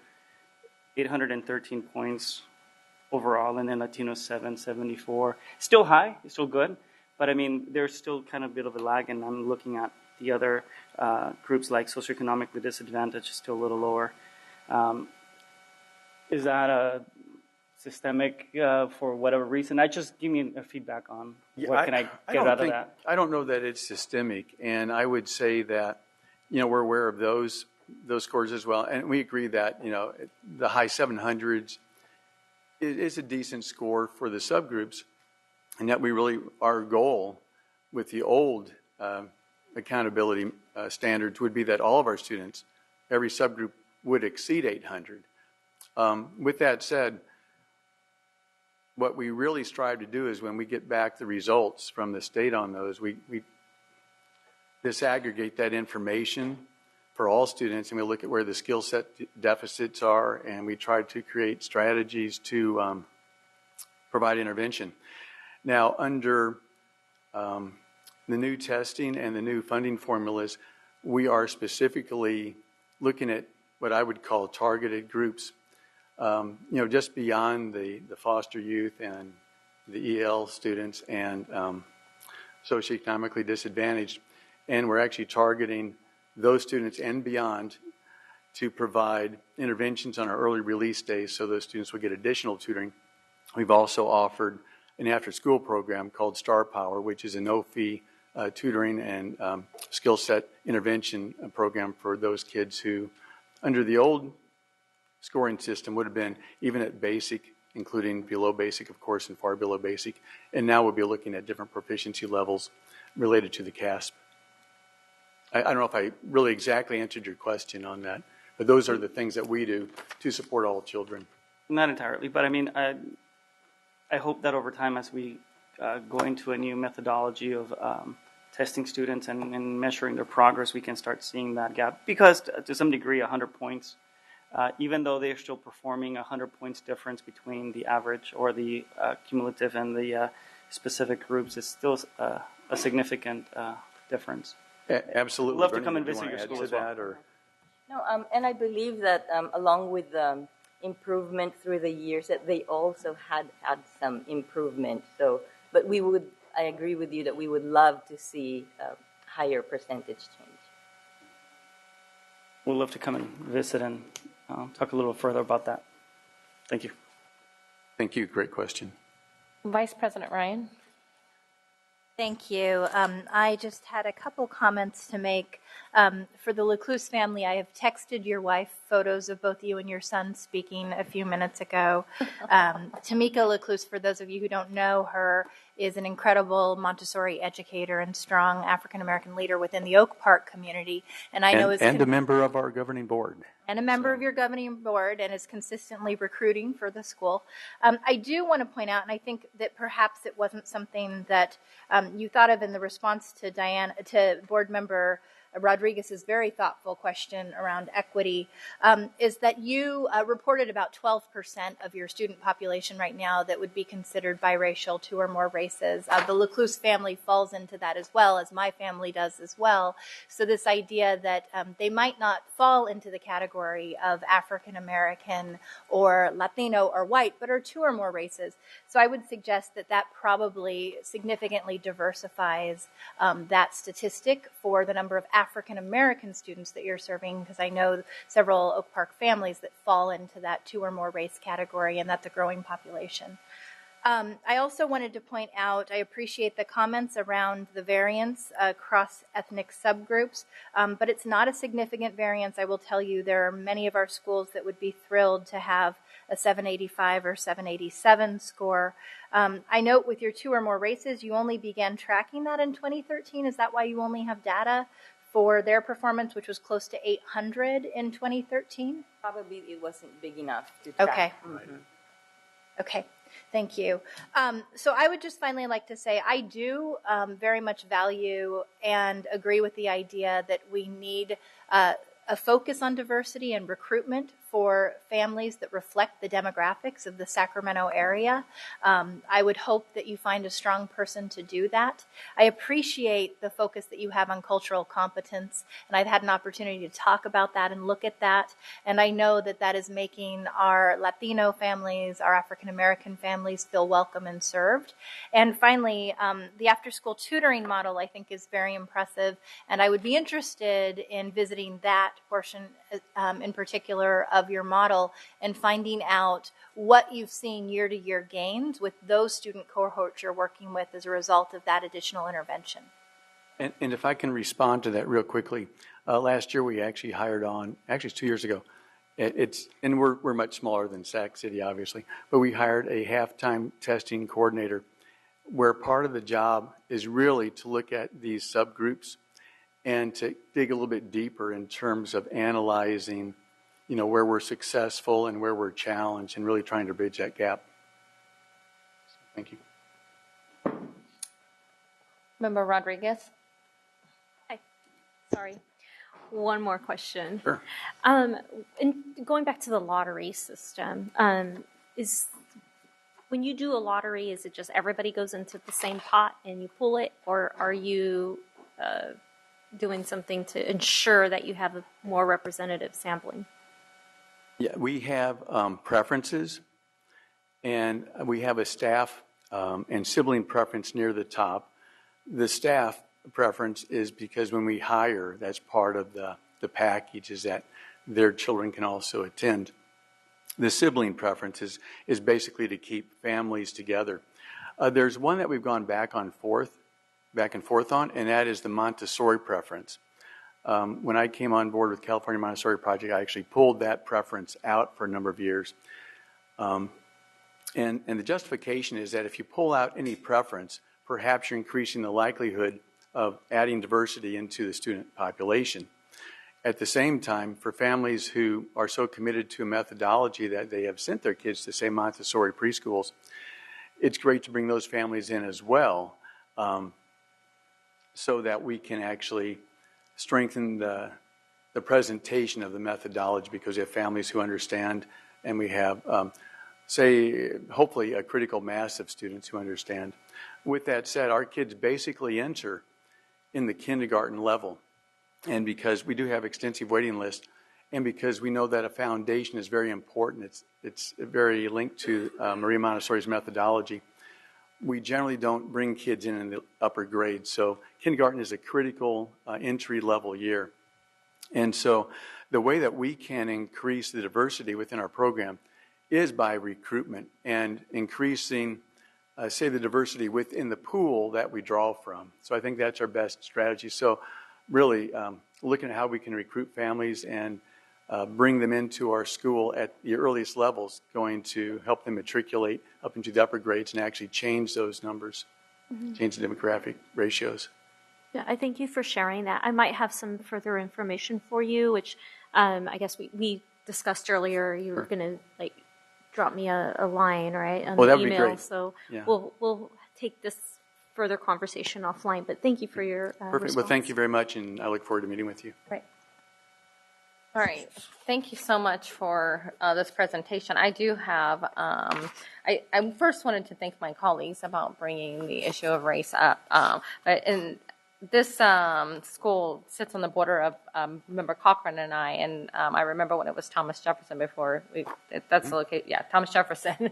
And so one of my questions is, you had mentioned about, after Thomas Jefferson closing down and then you guys are opening it up as the Montessori school, how many of those kids that, or do you even know the data of those kids actually from that neighborhood attend this school versus the ones that are being brought from the outside? Currently, we have about 64 students who live within that neighborhood. Okay. Which is about 20%. And then about 282 students, which is about 80% of our population, are in-district students. Okay, that's good to know. And I was looking for information in regards to special ed or IEPs. Can you tell me how many children at your school currently are being served on an IEP? Currently, 56 students, so about 16% of our population are receiving special education with either speech or additional resource. Okay, great, thank you. So generally, we actually do have a higher special education ratio than a lot of traditional public schools. And there's some theory out there that the actual methodology, whether it's classroom setup, freedom of movement, or so on, is actually conducive to student success. So we do attract, a lot of families who have kids with exceptional needs, and we welcome that. We have certificated staff in all special ed areas. Well, we have mild and moderate, we have RSPs, we have psychologists and speech and OT, occupational therapist. So we really, we love that opportunity to serve all kids. Great, thank you. All right, seeing no other board members with comment, this is a conference item on public hearing, and that would be great. Thank you so much. Exiting public hearing. All right. Item 10.0, consent agenda. Can I get a motion to approve this consent? Thank you. Boy, everybody seconded that one. All in favor say aye. Opposed? Abstentions? All right, motion carries. Item 11.0, board workshop, strategic plan, and other initiatives. 11.1, approve real estate advisory proposals for 3 sites. And we've moved this to a conference, an informational hearing. Yeah. Come on up. Okay, well, good evening, President Pritchett, members of the board, and Superintendent Bonda. We'll try and make this kind of quick. With me tonight is Chad Wakefield. He is the Senior Project Manager with Overland Pacific and Cutler. So back in about the third quarter of 2015, we talked about hiring a firm to help us evaluate some of our properties that might be declared surplus. So we did a request for qualifications for a firm to basically help us with real estate advisory matters. And Member Pritchett, or President Pritchett, sat on the interview panel for that, and we chose the firm of Overland Pacific and Cutler. So we've been meeting from time to time and have toured some sites and talked to a lot of people, met with the ad hoc committee a couple of times, and basically what we're presenting tonight for you is the results so far of what we've been able to ascertain through a lot of analyses and studies and phone calls and conferences and reaching out to other folks that have done this. So a very, very thorough report in your packet. Hopefully you got a chance to read it, or over the next 2 weeks might, again, take another look at it and get some questions for us so we're able to prepare for 2 weeks from now. So I'm going to just very quickly go through a couple slides and I'll turn it over to Chad. So the 3 sites that were identified, again, this was initially through the ad hoc committee, were the property at 24th and Florin, the property at 16th and N Street, and then the property at 2718 G Street, which is known as Old Marshall.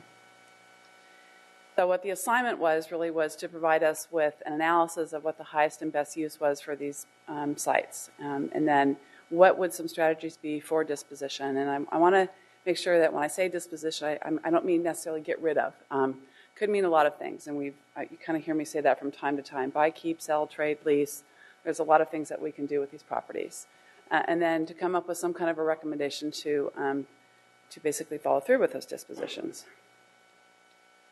I'm going to turn it over to Chad and let him talk about what they've done so far, and then we'll tag team a little bit as we go through this. Good evening.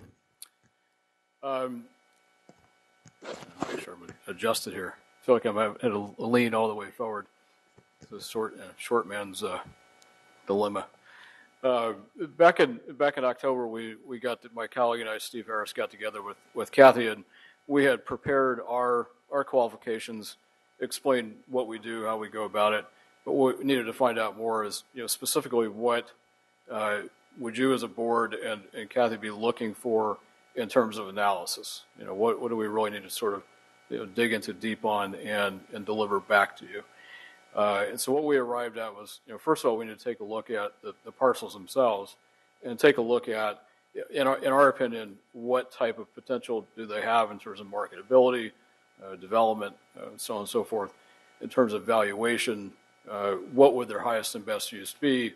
And based on what our opinion of the highest and best use, what would a value be?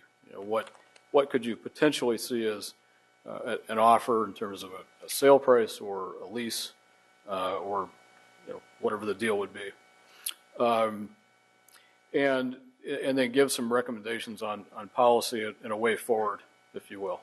Or should these 3 be looked at as one package, individual parcels? What's it going to be, and bring back some sort of food for thought and some decisions that you all need to consider to move forward, and also direct us a little bit more to wrap up our work. So where we're at today is we've completed a draft report, and it includes all the things I've discussed. It includes an analysis of the educational code and the different options that are available.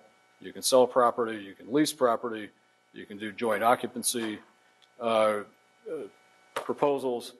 You can do a number of different things. So in a lot of ways, you're bound by the educational code, but it's also a tool. It gives you some parameters and some options to follow. You get to choose a little bit how you use those assets. So we've looked at that. We've looked at that in depth. We've looked at what we think as far as the marketability, development potential, the price, the valuation, those sorts of things, and then some decisions to consider and sort of approaches on how to possibly go about a transaction. Talked about our preliminary findings a little bit. Obviously, you've got to sort of clear this hurdle of the education code before you make a decision of sell, lease, exchange, whatever. understand very well what the Ed Code bound you to and what steps you have to follow. Obviously, we're talking about real estate. Everything has a market. Everything has a value. It's not always unlimited, and there's always some type of a ceiling, but also some kind of a floor.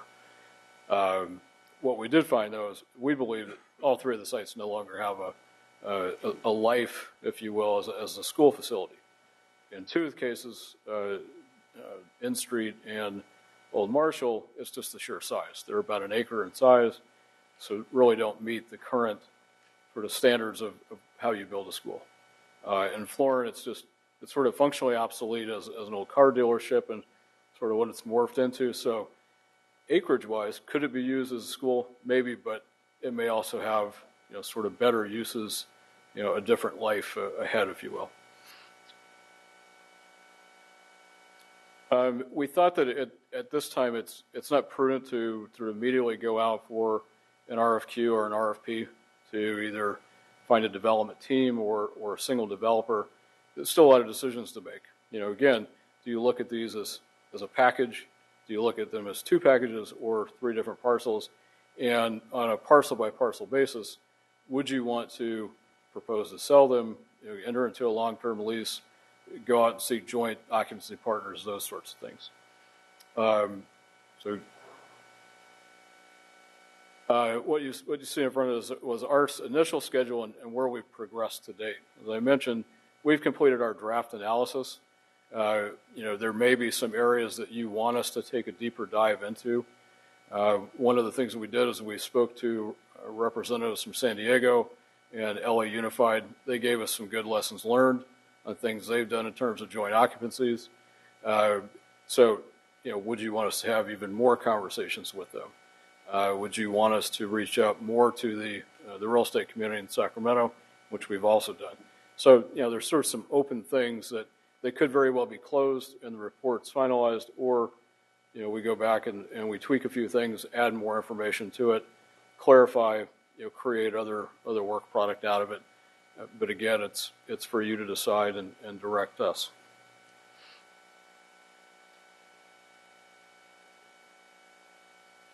We did prepare a draft, a fairly boilerplate RFP package. It's sort of a skeleton framework that can very much be expanded upon, depending on what type of proposed transaction you would want to pursue, whether it's a sale or a joint occupancy. But at least the bones are there to move in that direction. But again, probably not quite time to do that, but at least we've gotten a start on that and can evolve those as you make further decisions. Some of the options we talked about, sale, lease, these things, there's other options as well. You could do property exchanges, use assets you have to leverage other ones that are more appropriate for district purposes, also possibly get cash, what have you. It's a good tool. Certainly permitted under the Ed Code and doesn't have some of the same restrictions that just a straight sale would have with it. At least with one of the properties, Florin, we looked at it as it's sort of functionally obsolete as what it is. So to be more attractive, would it make sense to demolish the existing improvements and possibly offer that in multiple parcels? Split it up from it's about 5.5, split it up into multiple parcels. So some options that are available to you other than just, like I said, a straight sale or a straight lease of the property. Ground lease without options. So you're not leasing it with an option to sell to somebody or sale and lease back. So again, the Ed Code, it's binding, but it should be looked at as a tool and use it to your advantage and create some opportunities for the district to reuse these assets in a beneficial way to itself.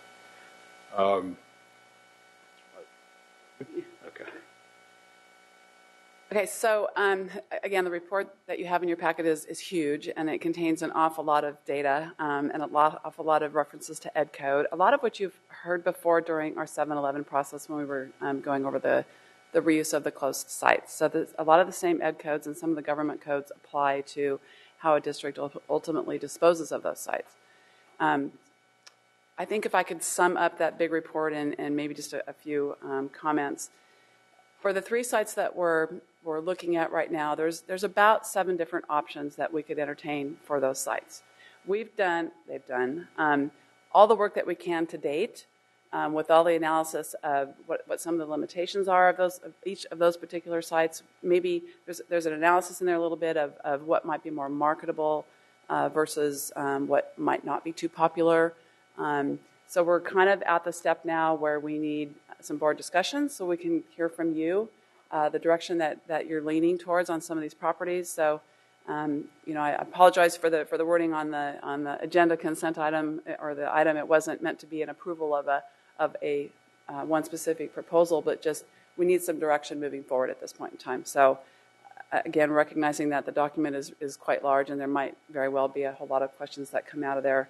More than happy to come back in a couple of weeks and do it in whatever type of format that you desire. But essentially what we're asking for is obviously to review and consider what some of the proposals are in the report and then give us some direction so we can move forward and start doing some of those next steps. We don't want to stall and not be doing anything. There's still, as Chad said, an awful lot of work to be done in an analysis for each site, kind of depending on the direction that the board wants to go. And I'll just give you an example. So for Florin and 24th, if the majority of the board basically said, we think we might be okay with selling that property, and that would kind of give us some direction. We'd go about doing, a full appraisal. We'd probably look at what was talked about. Should we subdivide that into other parcels? Would that make it more marketable? But that still doesn't mean that we would ultimately sell that property. Again, up to you. It just would give us kind of a direction to go and produce some more, as Chad said, work documents. This is a schedule that it's a potential schedule just to give you some idea of the time frame of how long these things do take. A lot of this, or almost all of this, has to happen in open session. A lot of it has to happen with board resolution. We're kind of on schedule, I would say, and I don't know that there's a massive hurry for any one particular item up there. But again, this can ebb and flow at the district's desire. So with that, I think we probably have public comment. We have public comment. We have 5 public comments on this item. If people can please line up behind the microphone in the order you're called. William Berg, Danny Yost, Tom, I believe it's Quazenbarth, Patrick Stelmach, and Julie Murphy.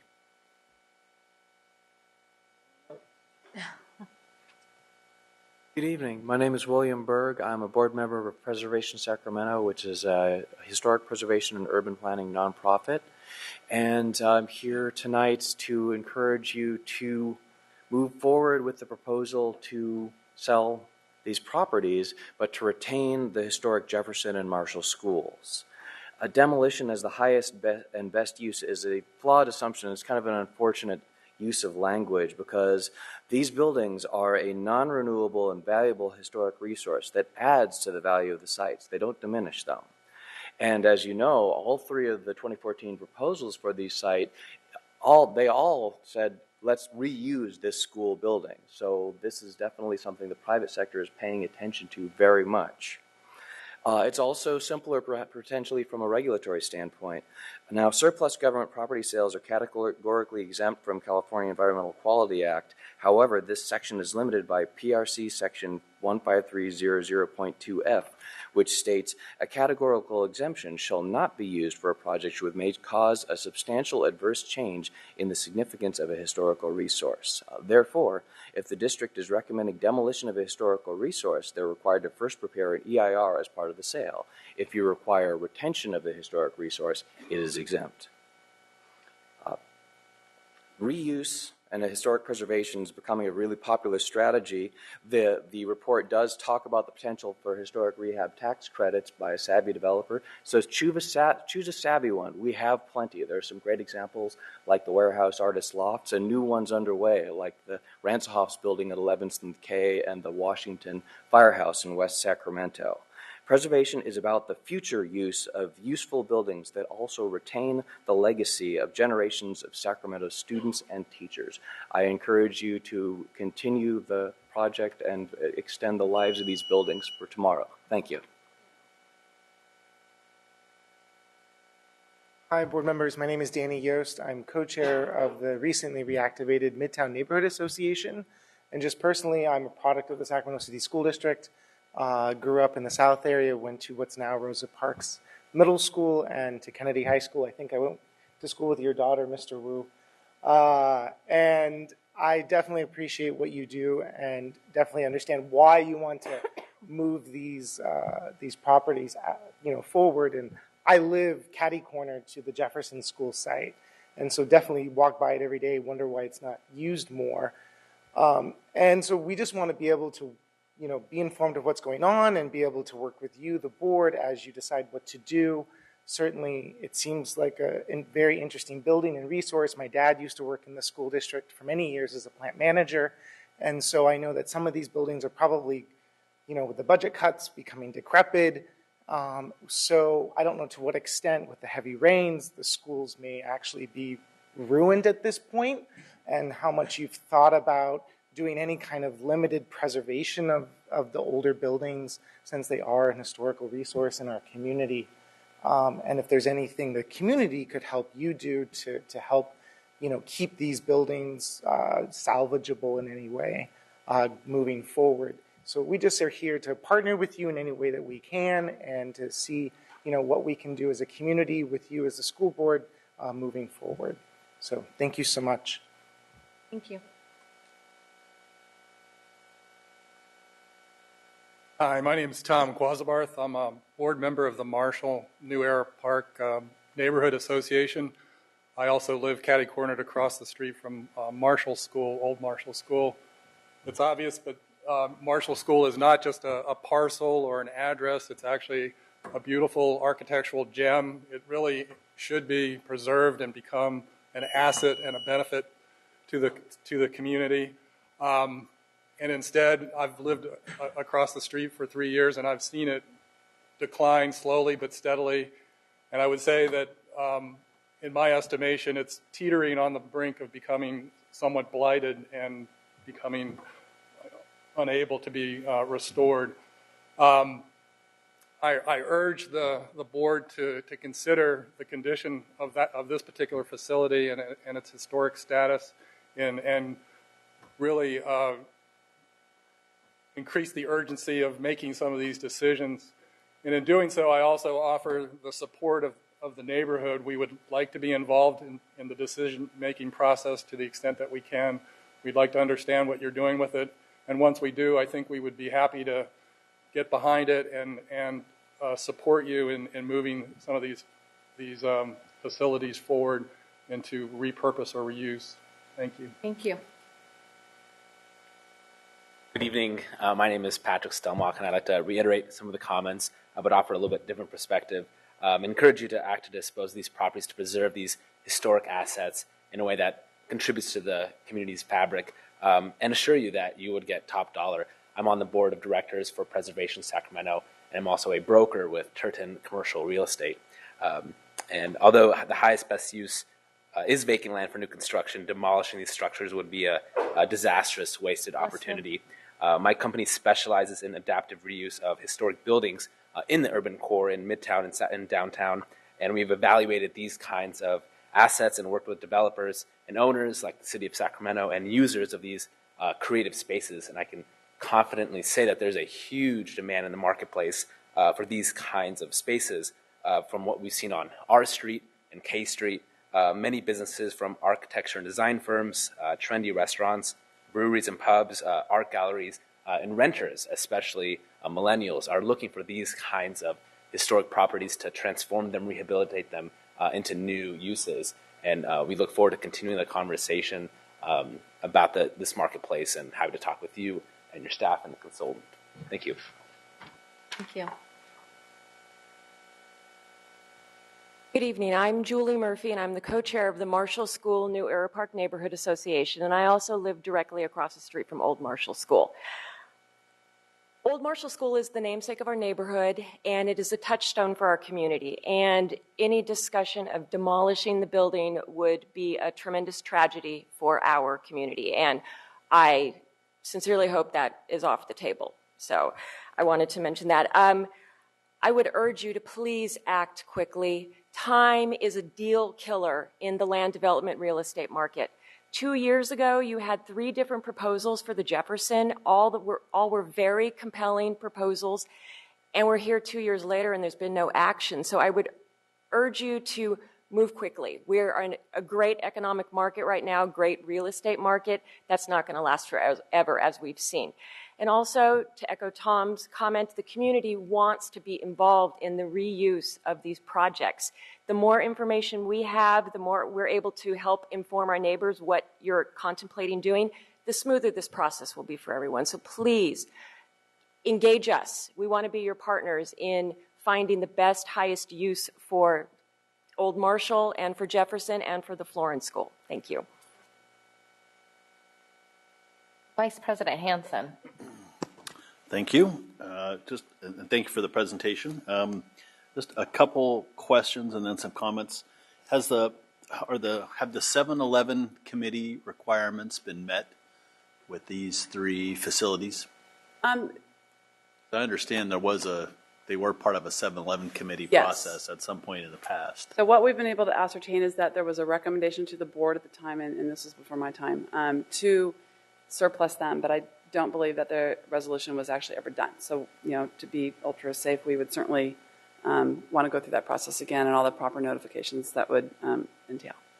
You'd want to go through the 7-Eleven? No, to bring a resolution. If you guys decide to surplus, we would bring it forth with a resolution. No, I don't want to. Yes, thank you for clarifying that. Through a few marriages, a few births, and a year-long 7-Eleven committee process. Exactly. All right, so I will check that box if that's been satisfied, because I know that was a key part of the packet, and that's something that's very time-consuming. So, so that being said, I just want to thank you and our contractor for fulfilling the board's requests. I think you've certainly satisfied what it is we'd asked for. And yes, it is time consuming. It's too time consuming for my low patience level, but I think it's the right thing to do. And I think now we have a lot of excellent information in front of us.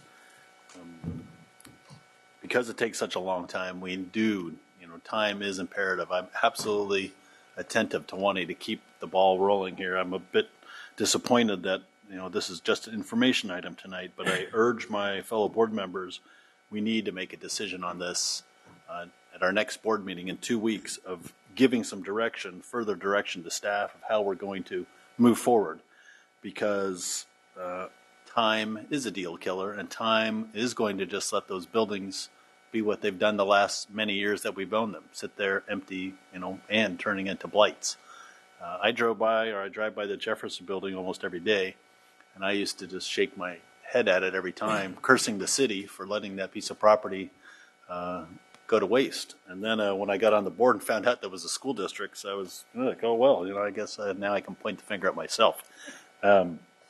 So looking at the different options, I think the joint occupancy, to me, I would like the school district to be involved in the development and the reuse of these projects. I think anything that's an asset that can generate money for our school district, we've been around 150, 160 years. I assume we're going to be around for many hundreds of more years. And if something can be a revenue generator, even if it's at a small amount of money in perpetuity, it seems to me that it's in the taxpayers' best interest, in our district's best interest, to keep that. Additionally, we've torn down so many beautiful buildings in the past because of ridiculous state requirements of this and that.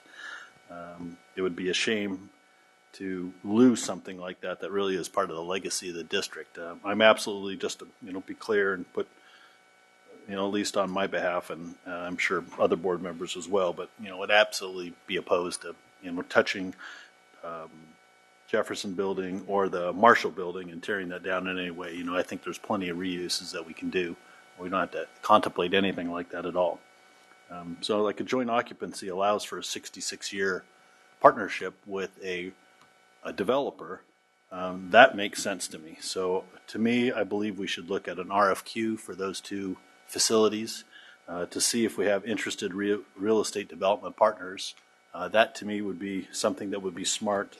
And we can make a motion on that, or we could, look at that at our next board meeting, and we can determine if there's interest of folks that would be interested in doing that. That would be something that would be fairly expeditious.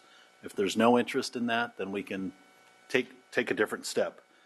On the other property, the 24th and Florin, that seems like one that's more that it, just a simple sale would probably be, to me, just seems like the best use. And maybe we divide it into 4 parcels or, into 4 pieces so it's easier to sell and figure out what we want to do with the money. The community involvement also is key, obviously, and I think that I really appreciate the work of the Marshall New Era community group. The neighborhood association there is very strong, and you've been part of this process very patiently for a long time. So thank you for your diligence in continuing to do that. And you absolutely have to be part of this for a lot of different reasons. But it's your neighborhood primarily, and I hate seeing a fence around that beautiful building. So it'd be great to have that integrated into your community again, and helping decide what's going to be there. You're the neighbors, so you're the ones that are hopefully going to have something wonderful to be integrated into your community. So thank you for the work that you've done on this. I think, we're kind of still at some of the beginning steps, but a lot of work has been done. Because the 7-Eleven committee's done, that's almost a year that's already been, we can chop off of this. And because of the good work of this, it's given us a lot of options. We have to just not be overwhelmed with the information, and we need to make some decisions. It's hard to wade through all this, but it's the board's responsibility to do that. And I think a few of us can get together and, just come up with some good ideas. So thank you. Member Cochran.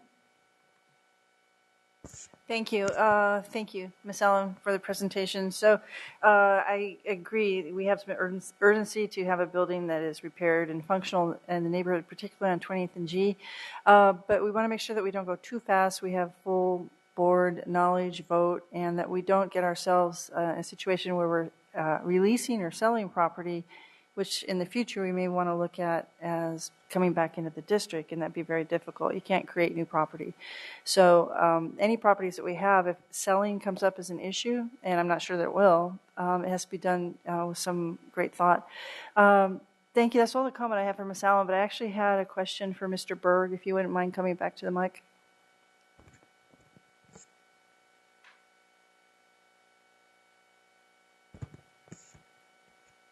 So I haven't actually had a chance to call or ask you this directly, but in your knowledge, and if you can't answer tonight, maybe you can come back with this information by email.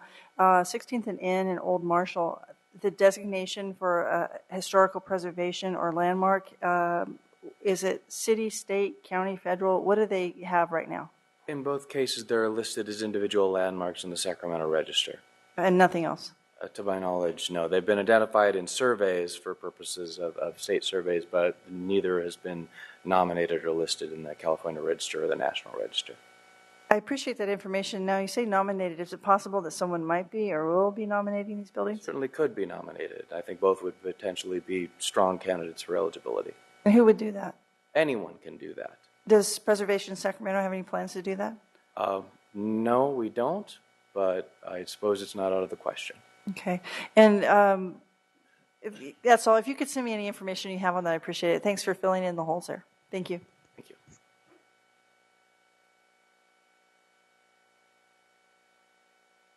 Member or Vice President Ryan. Thank you. Thank you, Ms. Allen, for your presentation, and to Overland Pacific and Cutler for your review and recommendations. I have several questions and comments. So, looking at this proposal, and I believe we got it about a week ago, we're still fully digesting it and talking about what this means for the district potentially moving forward. I will tell you I very much concur with Board Members Cochran and Board Member Hansen that when we have a historical jewel as a property, the idea of demolition is not something that is easy to stomach. I think about the Studios project at Fremont Adult School, beautiful, beautiful site, a site that now is going to be housing some of the premier arts organizations in the Sacramento area, providing them a home at low cost rent and giving us the ability to preserve a beautiful historic site while also providing educational benefits to our schools. I recognize that Marshall and Jefferson are different properties in terms of the amount of work that would be required to put them into functionality. So my first question is really, can you describe functionally obsolete? And beyond the description of functionally obsolete, I would really like, Kathy, you to address the cost of ongoing maintenance year to year, and potentially, if any cost analysis has been done in what would need to happen to reopen either the old Marshall or Jefferson site. In other words, minimum renovations to make it at code and inhabitable in some way. Yeah, functionally obsolescence it's essentially it no longer meets sort of the market desire or just its ability to serve its current purpose. So an office building that's now finds itself in the middle of a high intensity industrial area, it's probably no longer usable to the market as Class A office space. It's going to become industrial. In these cases, the two downtown properties, they're smaller old school sites, and around them, in Old Marshall's case, you've got a beautiful neighborhood with a lot of very nice older homes, and there's some great uses that could reuse those buildings or part of it and make it more useful, more marketable in that area. Could be townhomes, could be something.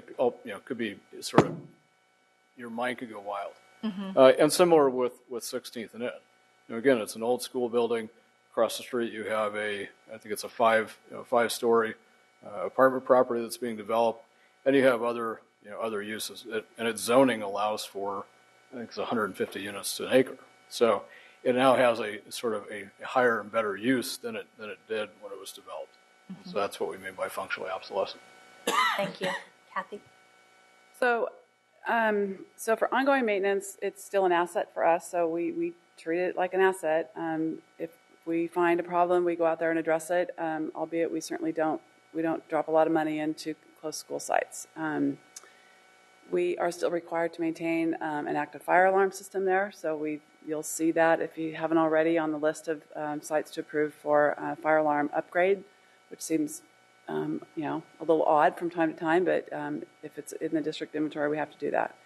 We spent a nice little chunk of change on the roof at Old Marshall not too long ago. As far as the dollar amount of what maybe a year or two's worth of maintenance is, I can get you that for the next board meeting. I think you received an email tonight from the Old Marshall Neighborhood Association, and actually they have a slide in there, and I should have outthunk this, and done it for Fremont as well. But in the Sustainable Facilities Master Plan that was done in 2012, both Old Marshall and I'm assuming 16th and N are in there. So Old Marshall has a dollar amount at $9.7 million. Again, this is 2012 dollars. It was for HVAC, because pretty much not working. It also was for interior and exterior retrofitting and some electrical upgrades, and you guys might know this more than, and what? Finishes. That doesn't even touch ADA.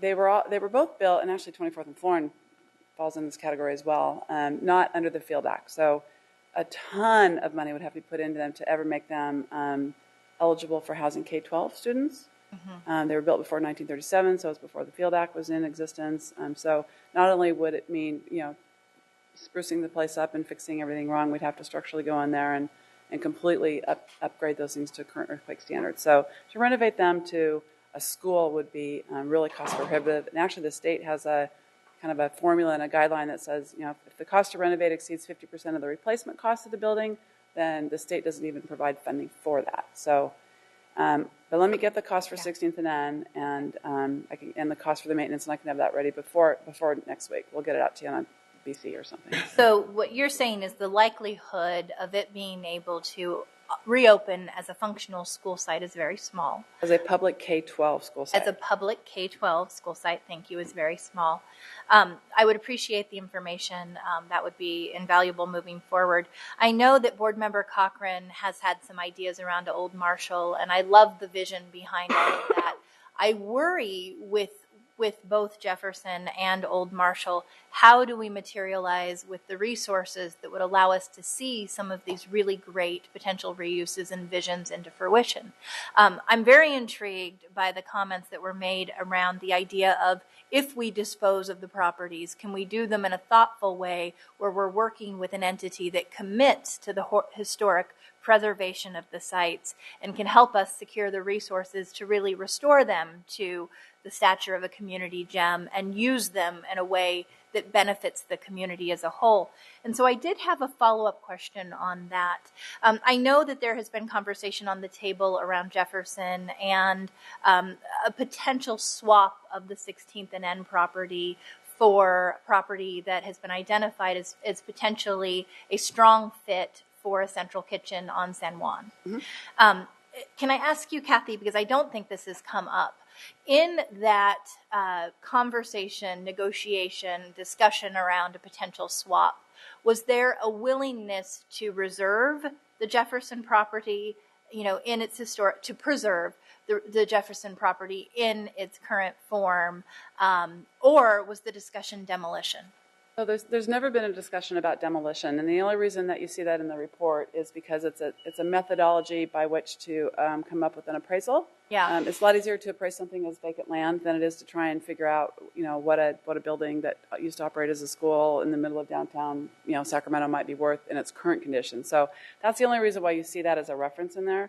The three proposals that we received 2.5 years ago from interested developers, one being the folks who own the San Joaquin property, all were going to incorporate the existing building and then build on either side of it as well. I see. Okay. So kind of the similar things, high rise on one side, not quite so high rise on the other side, renovate the building itself and do, your Starbucks, dry cleaners kind of concepts in the two-story. So haven't had that opportunity to find out about Old Marshall because it wasn't really on the radar at that time. So it's an interesting comment because I see that much more in line with the R Street artist lofts with some mixed use retail on the bottom as well. So that's really helpful, I think.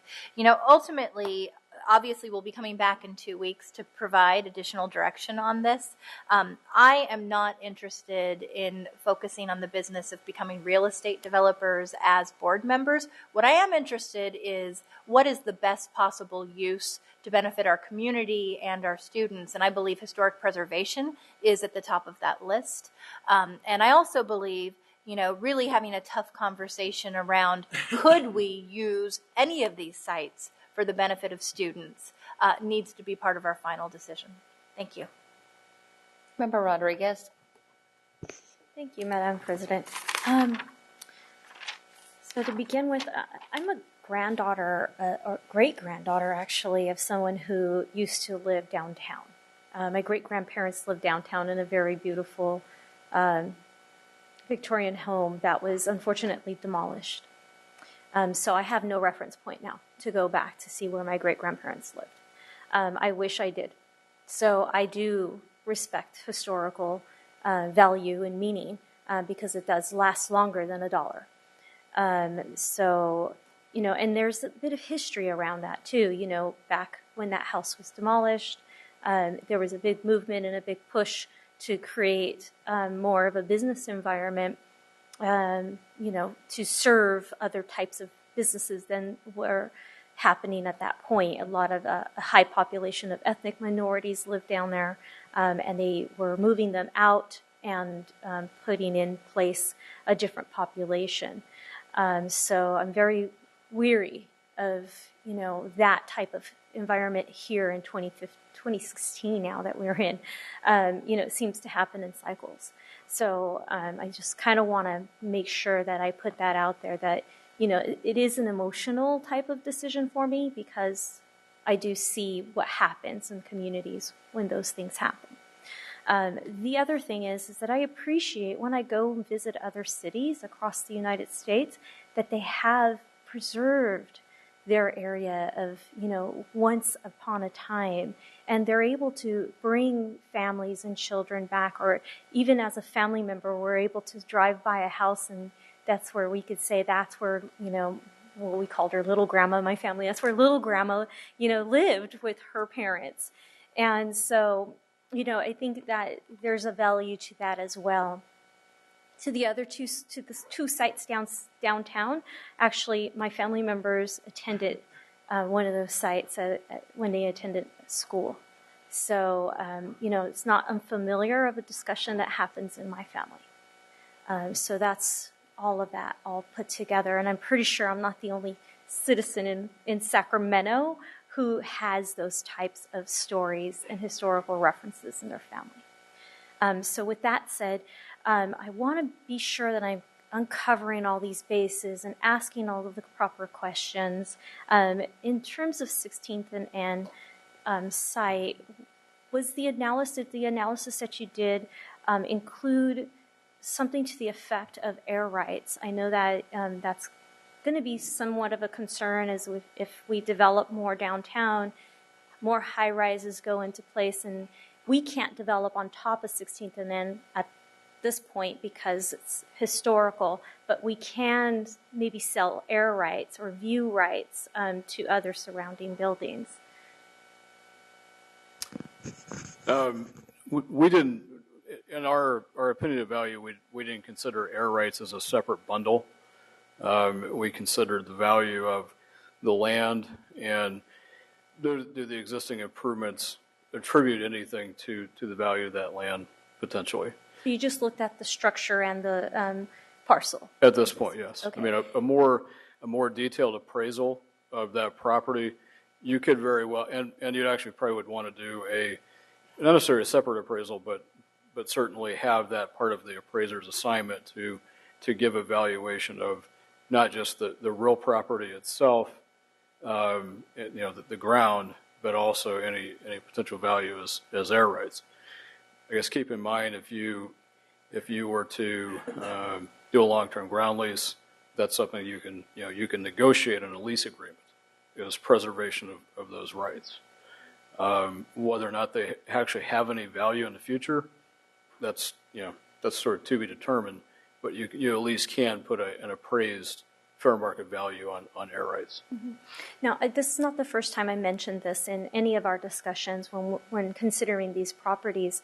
I want to make sure that is part of the evaluation process for those two buildings downtown, that we evaluate or we assess those air rights, the potential of selling those air rights, and the potential of income that Sac City Unified can gain from that. So how do I make that happen? Okay. The way to make it happen is if the consensus of the board, if that fits in with what the board wants to do with that property, and it makes sense to include that in appraisal. If we do an appraisal on that, then there'd be no reason not to do that. Let me just put it that way. Okay. So if the direction to move forward is to provide a type of appraisal for those two properties, we would incorporate that into the appraisal. So then in 2 weeks, that will be part of that package that we see, the evaluation, or? No. Before we go forth and do, spend a lot of money on appraisals or, talk to developers both in the state, outside the state on would they be interested in coming down and partnering with us on something, we need to narrow the focus down a little bit on each of those properties.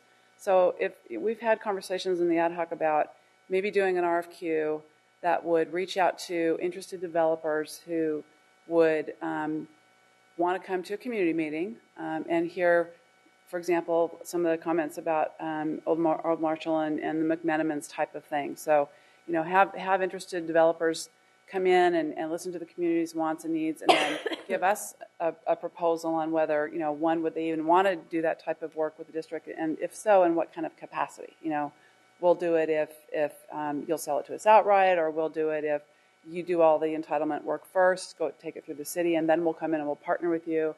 So, I mean, if we can narrow the focus down, then we can determine what the next steps are in terms of the product to present. So really nothing will happen on our end between now and 2 weeks from now, except answer some of these questions, that I wasn't able to answer tonight.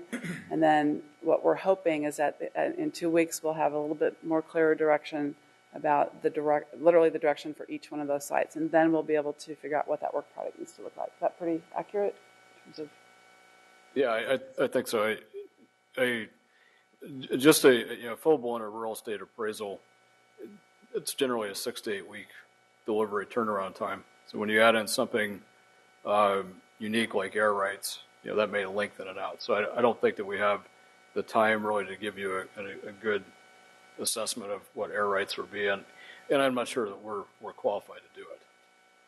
But you would subcontract out to do that, correct? Yeah, we could if we were asked to subcontract an appraisal service, certainly. And we have an appraisal shop in-house as well. So whether or not they're best suited for this assignment and the location, we would certainly assess that and sort of rule ourselves out if we thought we weren't the best ones to do it, and then go out on your behalf, go out for solicitation for qualified appraisers and include that, particularly for those two parcels, as something that's within that appraiser's specialty. Mm-hmm. Thank you. Well, as far as making that happen, I heard a couple of board comments just off to the side of me saying that we could vote on that to make sure that that's part of the appraisal process. I think it's important because it does create a revenue stream for Sac City Unified that hadn't been created before. So I really would think that the board would be in favor of looking at whether that's a good, viable option for us, and it's responsible for us to look at every option to bring more revenue to this district. So I would hope that we can vote on that in 2 weeks. Yeah, I would hope that that's getting on the radar and that we're being responsible with all options. I thought it was interesting to hear about the joint use and bringing in partners into those two sites downtown. I understand that there's a significant amount of investment that would need to be made in order for that to happen. And it made me wonder about, the potential of doing a special tax. I know that Member Wu's area has a Melrose, and so I know that there might be an option to ponder over of saying, hey, if we really want to keep these buildings, and we want to do joint use, and we are finding ourselves with a lack of funding, perhaps we go out for a special tax for that area, that immediate area, that then helps to defray those costs for our renovation. Is that something that was considered as well? We haven't considered it yet, but it's in my notes. Okay. Yeah, Gerardo would like that because right now it's coming out of the general fund. I mean, we don't have a funding source for this, so appraisals and stuff like that, until we identify a long kind of term funding source, depending on the direction we go, it's coming out of the general fund. I think bottom line is we're looking at helping the district to relieve some of its liability in terms of the cost associated with that, because we struggle. We had a packed house in here. We struggle in terms of whether we can afford to pay teachers more, or whether we can run special programs to enhance the academic achievement of students. And then buildings or structures come in last place. And so if that's a problem, then perhaps we can go out and be a little bit more innovative on how can we then preserve these sites and then also maximize the potential of earned revenue for this district, and then have it be a true joint partnership, with that area. So I'd appreciate a look-see into that too. Thank you. I'd love to have a conversation offline about the 24th and Florence site. That does reside in the area that I represent. I know that there were some discussions about that site and doing something with it several years ago. I think that there's a time, the time is right to have that conversation again. I'm not comfortable with having that out here in the open at this time until I vet it out and make sure that it's a viable option.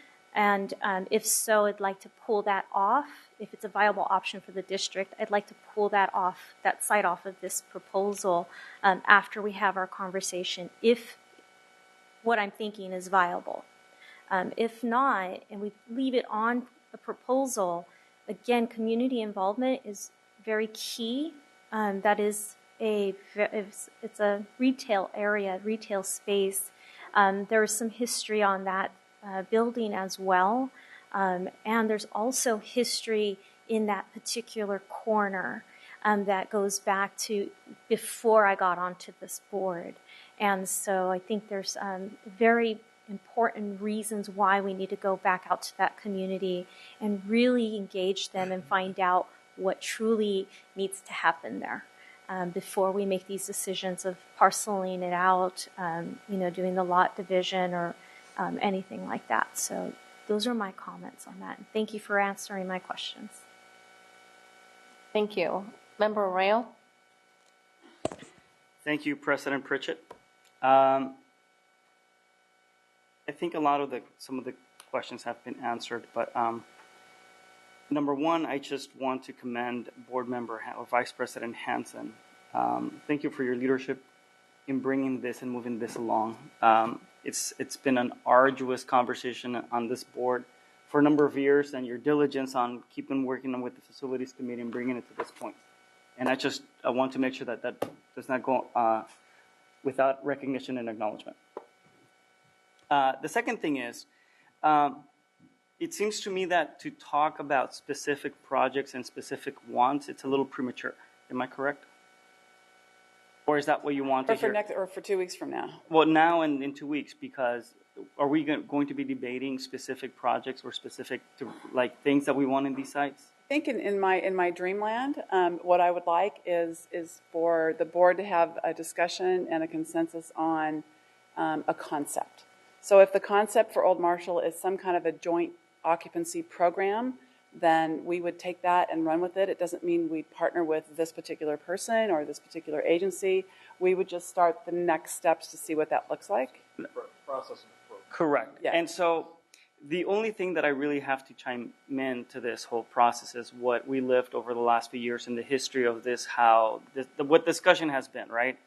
And it was a project that was pretty much going to be pushed for the N Street property, and then 16th, and then there were other people that were interested. And I think that the issue was there enough clarity for people to chime in on the different options to do something with that property?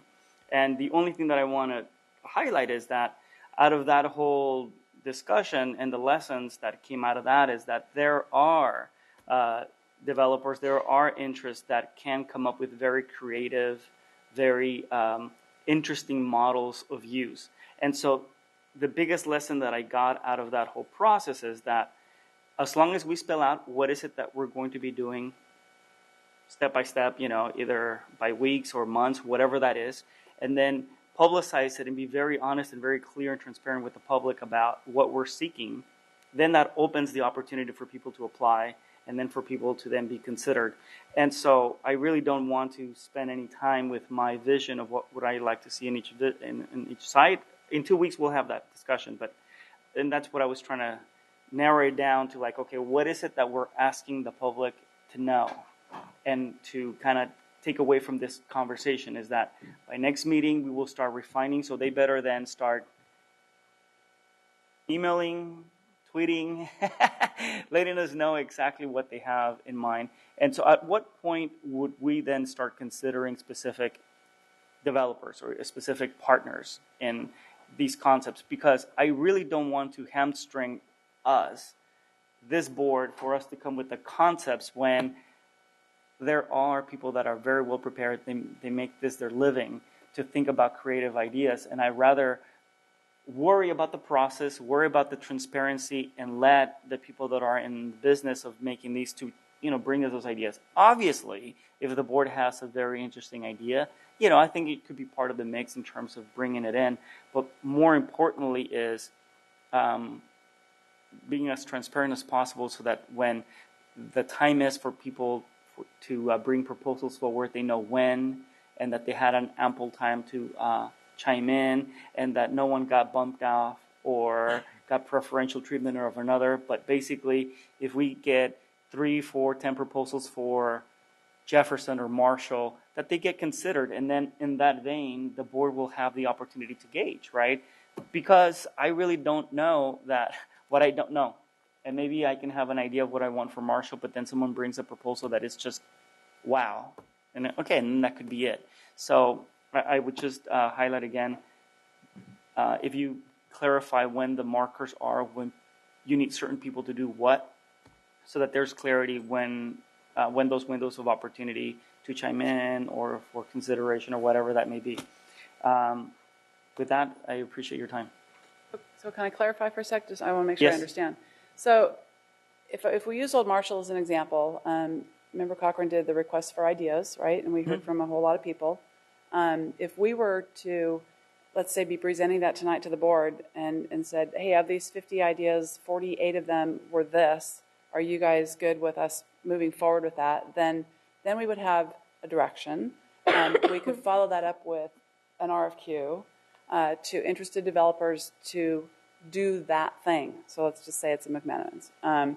So again, that would give us so you've said we've listened to the community, right? Yeah, exactly. And we've got this overwhelming response to do this type of project. We could craft an RFQ to see if there are developers interested in actually doing that kind of project. And if so, again, what would the terms be for that? We haven't done that with 16th and N, although I think we're in that process right now, Mr. Ross, if I'm not wrong, working on a kind of an RFI thing for 16th and N like we did with Old Marshall, with Member Hanson, I think we were waiting for this conversation to provide some guidance, but yes, we're ready to, we can certainly do that. Sorry to put you on the spot, but that's a different approach, that one that might work just as well. And again, you're reaching out to the community and offering them an opportunity to weigh in. So yeah, good idea. Okay. Okay. Yes, I do. So, in regard to the 7-Eleven recommendations that were done previously, can you send that out to the board and also bring it in 2 weeks? But give us an opportunity to look at what has already been done on the So the information's kind of sketchy, but I'll find what. Yeah, I mean, okay, whatever you can find. Okay. That way, maybe just an executive summary of what took place. Okay.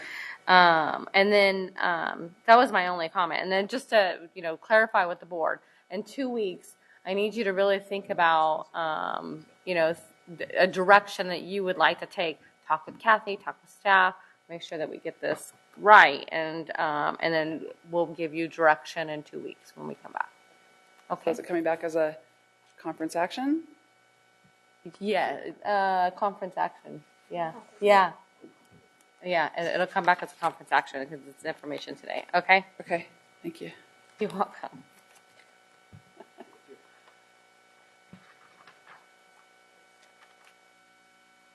Okay. Stuck with me some more. Oh, 11.2. Yeah, don't go far. Monthly facilities update. Okay. This will go quick. What I wanted to do was give you kind of a progress report on where we are on our class size reduction projects, which are massive in a very short period of time. So the process that we've done is we've actually visited all of our elementary schools to find out what the needs were. Oh, here we are. We're going to focus on class size reduction. So we've gone out, we visited, we met with all the principals, many of them with their area assistant superintendents, if we knew we were going to need to bring on additional classroom space. After all of that, we identified 10 sites that were going to need classrooms. All the remaining elementary sites are able to accommodate 24-to-1 within their existing space with none or maybe some minor modifications. So these are the classrooms that are needed at the sites there. The number in parentheses is obviously the number of classrooms. Genevieve Didion is the only one that may actually drop down to a 1. I met with the principal again either today or yesterday it was. So we're still working on that and fine-tuning the numbers. William Land and Judah, you see a net number there, and that's because for example, they're both getting 9 classrooms, but one of them's demoing 3 and the other one's demoing 4. So very quickly, just to give you an idea of where these classrooms are going, this is Crocker Riverside, Genevieve Didion, that's 2 right now, LDV, that's 4, Matsuyama, 3, Phoebe Hearst, 3, Pony Express, 3, Sutterville, 1, William Land, that's the 2-story modular from Freeport, so that's a total of 9, but those 4 that are just immediately to the, down to the left there, those will be demolished. Ethel Baker, they're not shaded in, but they're the ones on the far right-hand top of the page. due to this. Those 4 classrooms are the interim classrooms. So 3 of those classrooms are actually being moved from the middle of the campus over to the side. The bottom shaded one is already there, and that was for last year. So the new building will go on top of those 3 classrooms, but they'll start off the year with some interim housing along the fence. So the schedule of work, we've already started, obviously, on consent tonight was several contracts for California Design West to work on submitting plans to DSA. Since these are little onesies and Tuesdays, they are considered over-the-counter with DSA, so you make an appointment. When they're available, you go sit down, and hopefully in a couple hours you walk out with a set of plans with their stamp on it. That gives us the opportunity to start. Working with the sites that you see right there, the principals kind of gave us their blessing to go ahead and actually start site work during the spring. We'll obviously fence off and make sure everything's safe for the students and the staff. That'll give us a big head start on those sites. Phoebe Hurst, one of those 2, we just moved to the spring start. So I think it's Phoebe Hurst. We're actually getting a portable from another site, which means we have to wait until the school's out before we move that portable. So there's a lot of movement going around. At Judah, the interim housing will happen over spring break. The Freeport 2-story portable deconstruction, we're calling it, starts, actually it's already started. And essentially what we're going to be doing is refurbishing 19 portables that will be placed around the campus or around the district. That was it. We got public comment. Okay. We do have one comment from Angie Sutherland.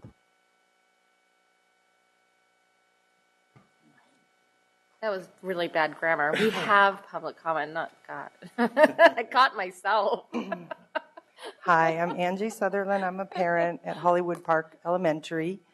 And I wasn't clear by this presentation on what the criteria was for which schools are getting these extra buildings and which ones aren't and why.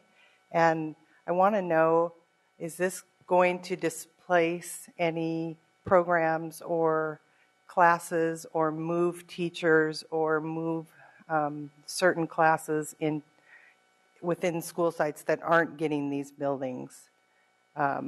Is that, and I think it is impacting some schools, and I just want to make sure that it's equitable and that has been looked at, and that you guys aren't deciding or approving something when you don't even know what the impacts are to the other schools. So, thank you. Thank you. Do you want to answer that? So I can address some of that. We definitely did a very thorough review of the school sites. I know that Kathy and staff went out to meet with each principal to talk about what their programs were, their needs. And so part of your question was, is it displacing? In some cases, it is. So, for example, I know at Crocker Riverside, the transitional kinder class or preschool class is going to be moved because of capacity. So it is, but I think in some cases the principals were able to maneuver, do some things to keep from either bringing on some extra classrooms or ways that they could sustain the programs that they have. But each one was contacted, each one was a part of the decision making in terms of who needed extra classroom, who didn't. Some who indicated they needed extra classrooms actually at the end of it came out and said, we can accommodate the way we're doing it without having to create a disruption in terms of moving things around. Yeah. The short answer is I wouldn't really say we're displacing anybody. We're not displacing programs. Let me just put it that way. We took the easy route and said if you have all AM kinders or maybe all PM kinders, if you go to an AM and a PM kinder, then I can pick up a room. That was a pretty easy decision to do. Everything else we pretty much kept off the block for possible reuse. So in the case of Crocker, that is one of our most impacted sites. Not a lot of room there. Actually, that building fits in there by literally 2 inches to deliver that building. We purposely picked that building because of the 2 inches that we knew we were going to need to get it in there. In this particular case, we worked with Daniel McCord. Did we want to go to the pods and actually build a few walls and move the library into the pods? And so we went out there and did an analysis with him, and ultimately we ended up with, it really makes more sense just to bring on a portable classroom. We're going to move the library that's in that, you see where it says add existing wall. So that's basically a 4x. So that's 2 classroom spaces right there. So we'll take the library, put it into the portable.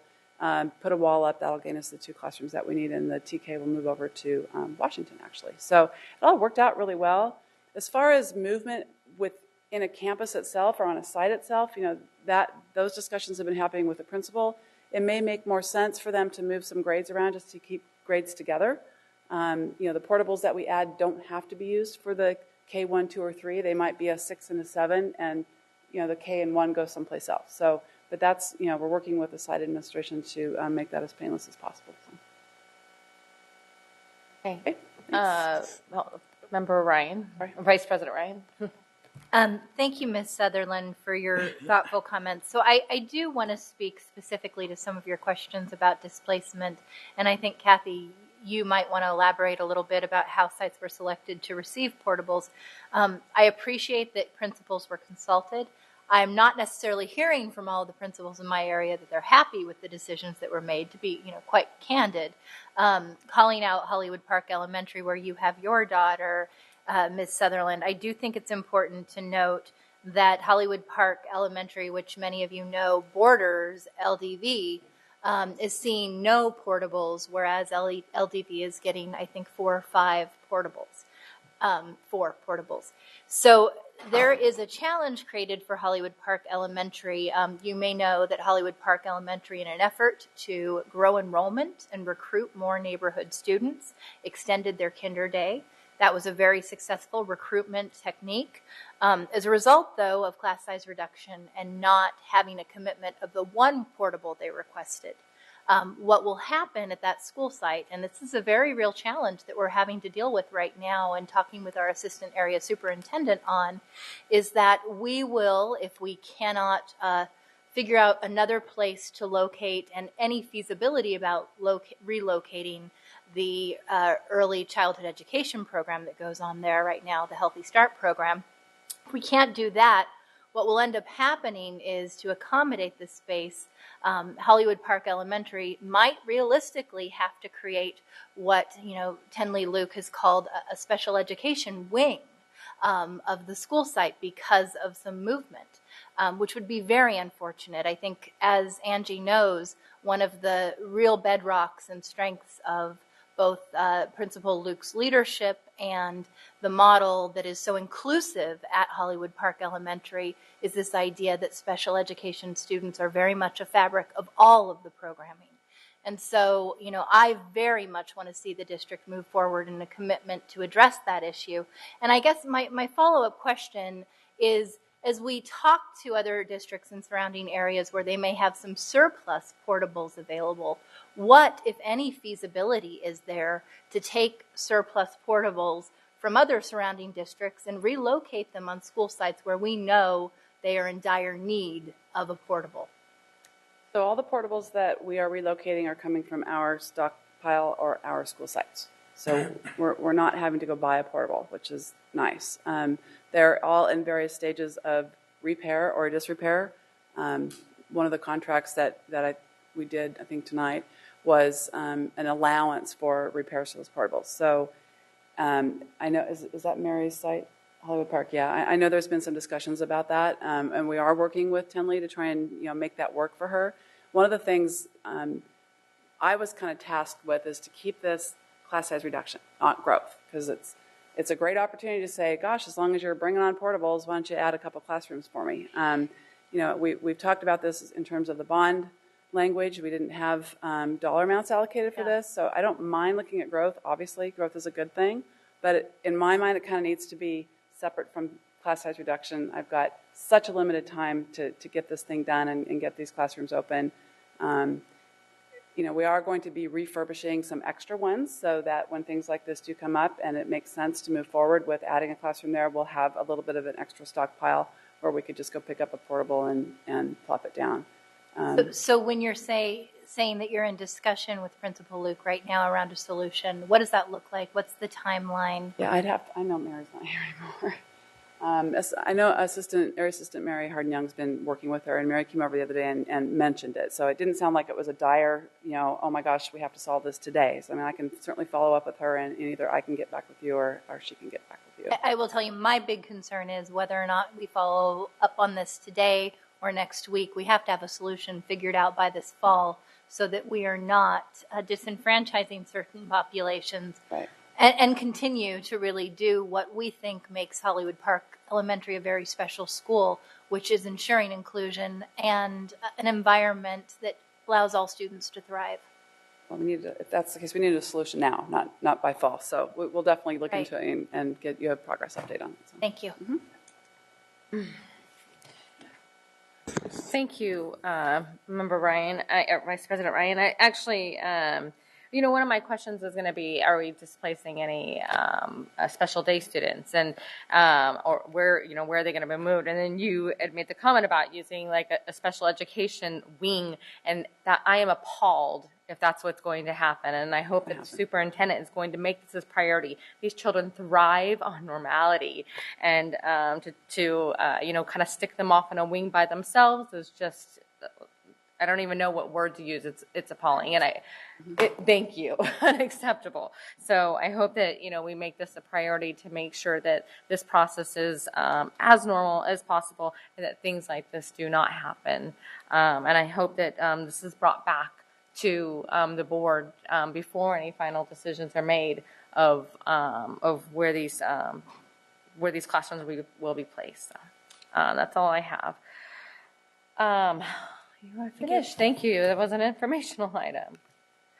11.3, Dr. Rogers, strategic plan review.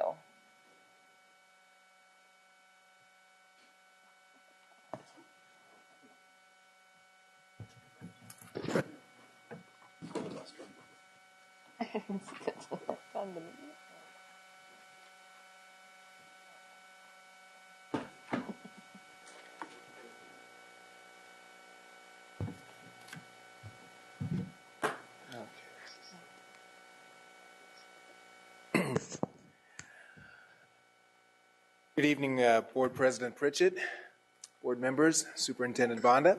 I'm Al Rogers, Chief Strategy Officer, and I'm here this evening with my colleagues. I have Ms. Kathy Morrison, who is our strategic plan and LCAP coordinator and SIPSA coordinator as well. And I also have Will Gerald with Pivot Learning Partners. And we're going to kind of trade back and forth on these slides here tonight. So, good evening, President Pritchett, board members, and Superintendent Bonda. Tonight, we will brief the board on the status of the strategic plan. We will explain the process used during our Cycle 1 engagement and present our findings. We will close with sharing the anticipated next steps in the design process and proceed with any guidance the board has to inform our work.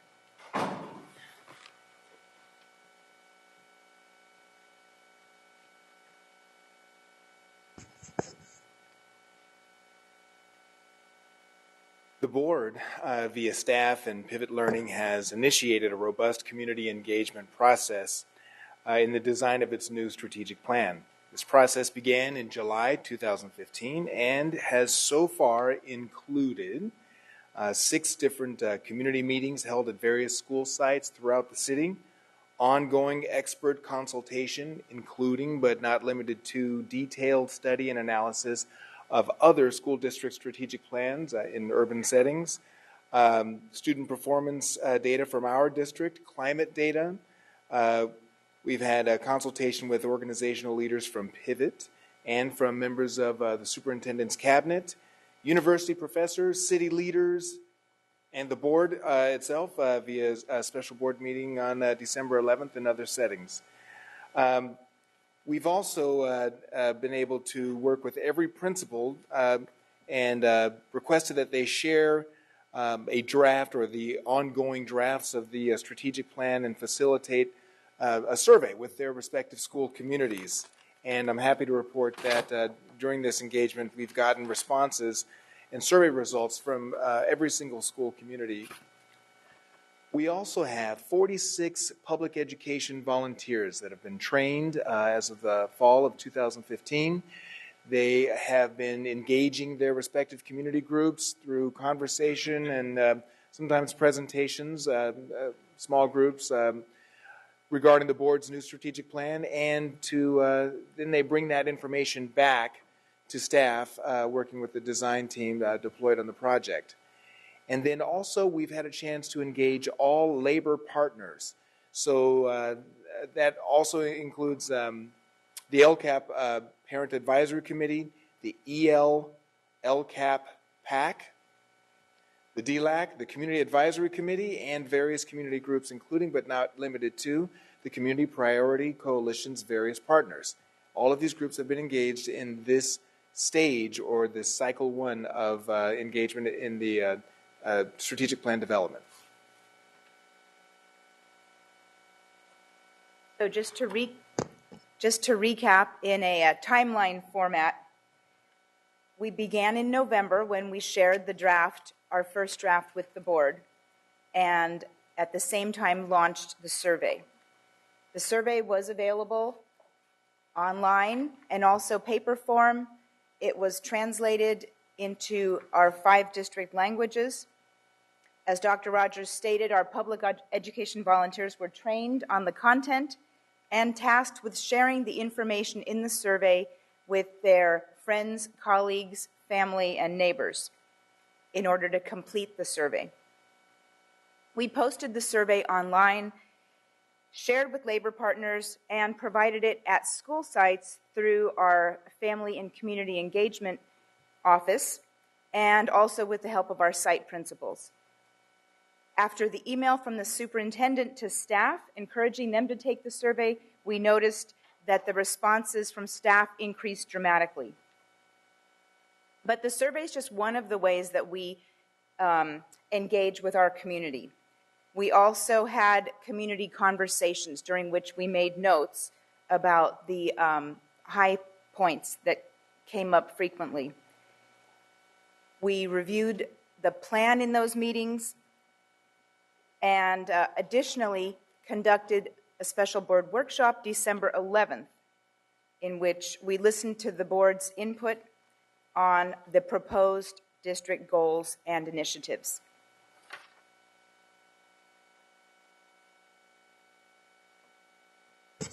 So we've learned a lot in this first cycle of engagement. Lots of activity, and we're going to go into some detail on some of those lessons and how we got there. But there are at least 7 major lessons learned in this stage. First off, community and staff agree that hiring, supporting, and retaining high-quality staff really is a top priority. There is a clear indication that more robust academic support and intervention is needed in order to close the academic achievement gap throughout our community. Also, our community is committed to clean, well-maintained school facilities for students and staff. Campus climate and student wellness continues to be a top priority, as well as an area of strength in different school communities. Inclusion of the youth voice yields strong ideas and ownership among our communities. Building and supporting parent capacity remains an area of concern and top priority.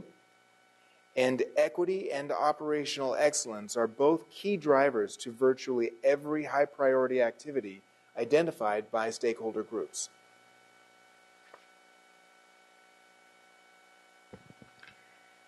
So in the next 4 slides, I want to take you through how we interpreted all of the sources that were providing information to us on this plan.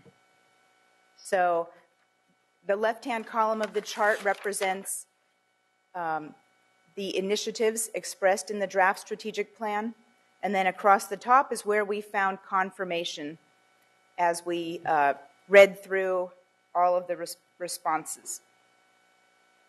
So you'll notice there's a check mark where something was found, and in the case of the survey, for this particular goal, college and career ready, the top choice overall was to expand and improve intervention and academic support. And that included early childhood education, special ed, and closing the achievement gap. That was also teachers' top choice. Parents' top choice was implementing standards-based curriculum and we noted that principals' top choice was improving teacher and leader practice. Additional comments by stakeholders you'll see were around vocational education, counselors, and special education needs. Our second goal, safe, clean, healthy schools, identified in that goal, the top priority on the survey was ensuring clean, safe, welcoming environments. And that was clearly the top priority expressed through the survey for both certificated and classified staff, whereas we did note that students' top choice was providing a positive school climate and culturally relevant social and emotional and health supports.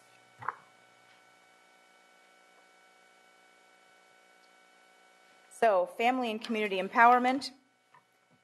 This chart shows how the bulk of support from our community is around continuing to prioritize and build parent capacity with classes, home visits, culturally competent communication, including translation and interpretation. And additionally, the community values welcoming school measures, such as parent resource centers. Under the fourth goal, operational excellence, the top priority associated with operational excellence was to hire, support, and retain high-quality staff. And we do make note that was expressed as the number one priority with the highest percentage across all four goals. So respondents weren't comparing the goals, but there was a very large percentage reflected in this area. And other comments included support of our dynamic partnerships and fiscal solvency.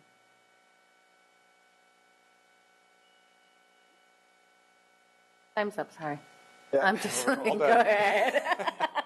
We're close.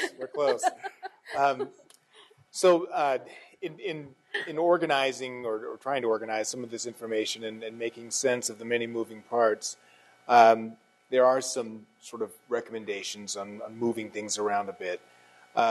First off, well, here's one we're not going to move, where you don't recommend moving. Leaving equity as the primary or top value. That clearly needs to be present in the conversation. It needs to be explicit as much as possible. The whole community seems to have expressed a strong interest in that. We suggest removing efficiency as a core value and embed it in excellence. That's actually listed in pages 1 and 5 of that companion document on the strategic plan concept paper that you may have near you. And then last, since this presentation was assembled, we've received additional feedback from Cabinet and other sources. It's a very organic process. And so there's been a strong preference to keep operational excellence as one of the 4 goals. It's been difficult to figure out where to place that because, again, it's an ongoing, recurring theme in pretty much everything we talk about. But like equity, it probably still deserves a separate space and deals with a lot of different aspects of what we do as a district.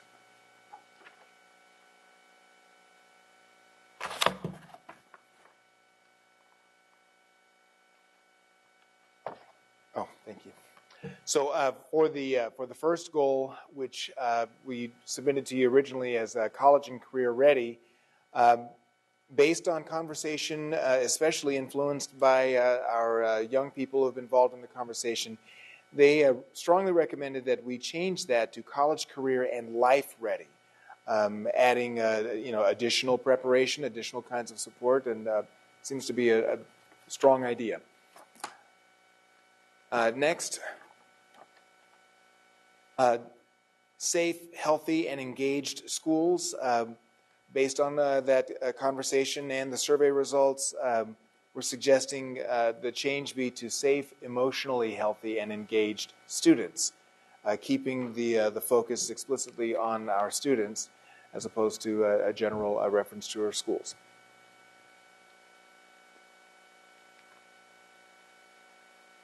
Well, the third change is no change at all. Family and community empowerment remains as it was. It's a strong priority. We found that to be true in virtually every setting.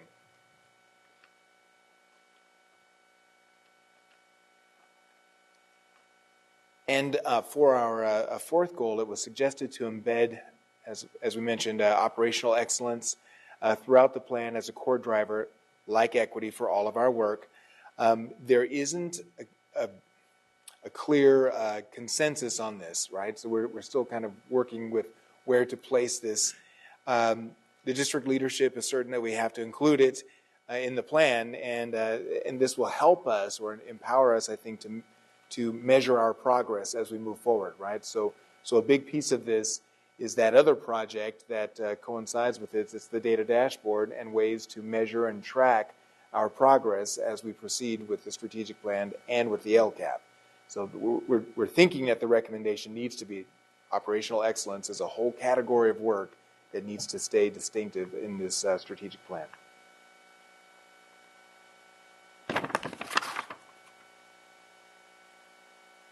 So, pending the board's agreement, direction, we'd like to also move some things around, realigning hire, support, and retain the highest quality staff. We think that needs to actually be under college and career and life ready. It seems to fit better there, and what we heard about that particular set of goals is that people are thinking about what happens in that college and career and life ready rather than it being an issue of operational excellence. We think that sustaining the board would be strongly supported in sustaining current investment and effort relative to family and community engagement or empowerment, as we've suggested. We think that we need to keep exploring as a community, continue exploring the expansion of wraparound services such as health services and universal preschool. There was consistently some strong feedback and interest in those areas, even if we don't have very clear or solid plans on exactly what that looks like. So there just needs to be more investigation. And then aligning that digital dashboard to track and support the strategic plan and LCAP as a means to transparency with the community at large. So figuring out those metrics that actually speak to what we're doing, well, that's a key issue for us. Okay. Go ahead. Well, it's late. I'm sorry. So, moving forward, in this month and next, staff will begin to outline more specifics to the strategic plan and tie it into the LCAP as we also begin to write the LCAP. In April, you'll be presented with another draft, and we will begin to implement our next cycle of feedback and the robust engagement activities that we hope will yield even more voices coming to the table and becoming part of the plan. May is when we revise, and as you know, in June we'll have a presentation of the final plan alongside the LCAP with the goal to launch and implement the plan with the first day of school for the 2016-17 school year. Thank you. Do you have public comment? We have one comment on this item from Angie Sutherland. Come on down. Hi, Angie Sutherland, a parent. Thank you for all the work you guys have been doing on the strategic plan. I attended one of the input sessions back in November, and I remember hearing comments that, how does this plan actually speak to students with disabilities? There wasn't anything in there. And we asked if they could please list students with disabilities as one of the subgroups, along with students of color, low income, English learners, foster, and homeless youth. They're not listed, so we would like them listed. Thank you for including a review of special education services under expanding and improving interventions and academic supports for all students, but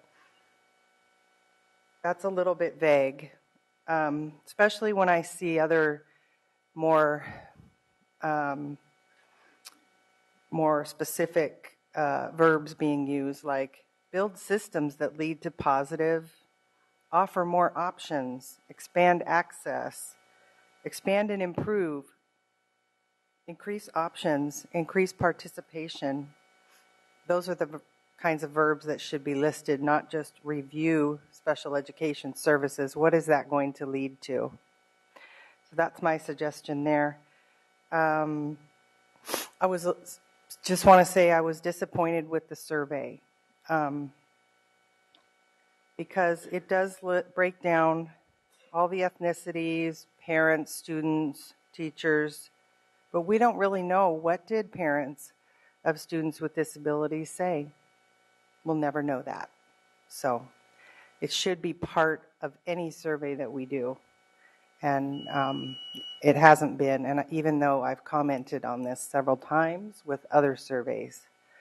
So hopefully next time we can do that in our surveys, or we can look at them ahead of time before they're implemented. Thank you. Member Rodriguez. Thank you, Madam President. First, thank you to the group, to the team, for doing this work. I know it's not easy. It's a huge task because we have 43,000 students in our district and that many people to reach out to. A couple of things that I wanted to comment on in this survey. It's the first one. It's not over. We're going to go back out. Certainly in my community, I'm going back out. And I'll tell you how I'm going back out later. But one of the lessons that I see in here, data points, we're not reaching out to the Latino community in a sufficient manner. When I see 9% represented on this survey, and we have a population of Sac City Unified, actually Latino population is the largest ethnic group that we have, and we only have 9% of that group responding. Something's wrong. And we need to get to the bottom of that issue. Hopefully, with some of the things that I'll be doing to help reach out to my community, maybe we can have some lessons learned, and maybe that would be a more effective tool. Second of all, it concerns me when I see that we have core values and I can't find them on the website. I can't see them. I looked under a strategic plan and there's nothing there. Makes me wonder, what are our core values? You know, I look at this as equity is at the top of our core values, and we're looking at changing efficiency with excellence. Are we really, truly in the business of valuing people?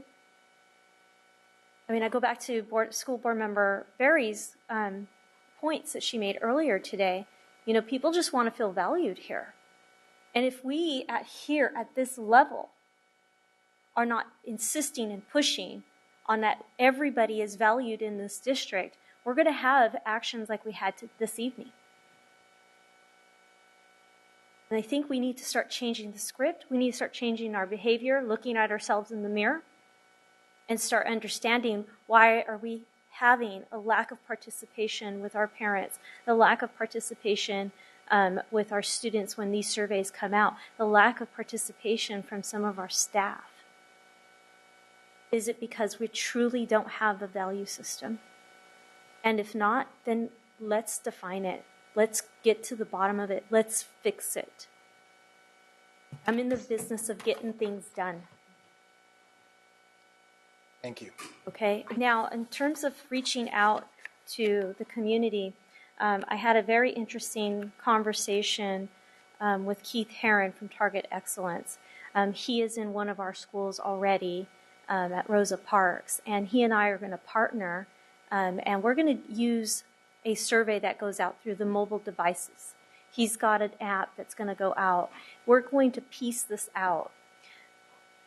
Here's my concern, is the feedback that I'm getting from the community is they're not giving me the flexibility of picking my own priorities. The way that the survey is set up in essence.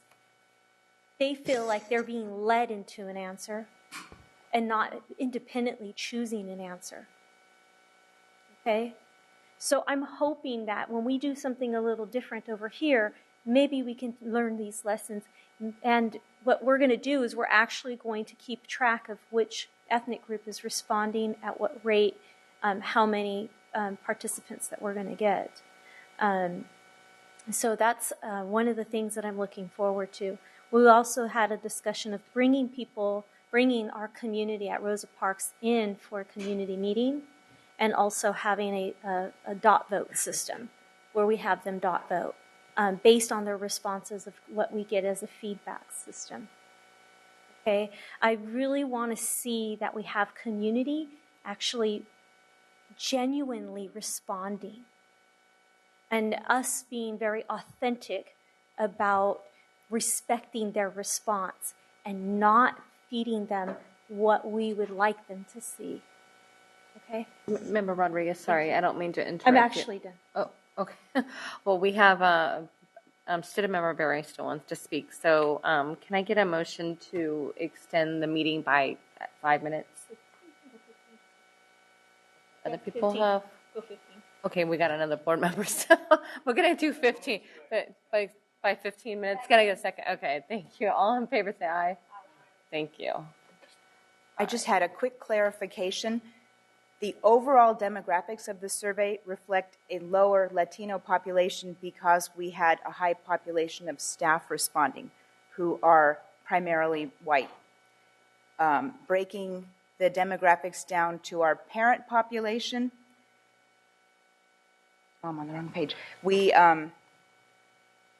actually had about 24% of parents take the survey in Spanish, and I don't want to waste time, but the parent diversity was actually more reflective of our students. And additionally, we wanted to give a shout out to our Student Advisory Council, who participated to a really large degree this year. 5.6% participated in the LCAP survey last spring, and this survey, it was almost 18% student response, and the student response was extremely diverse. Again, I don't want to waste time digging through my pages, but thank you so much to Elizabeth and Asami, who really led the team and trained other students on how to go out with the survey. I would like to respond to that. We have a problem when we have more Caucasian people responding to a survey that doesn't match our demographic of the district. I want us to acknowledge that, okay? Acknowledgement is the first thing, and then we can get to the troubleshooting, and we can start to work on getting that population to respond.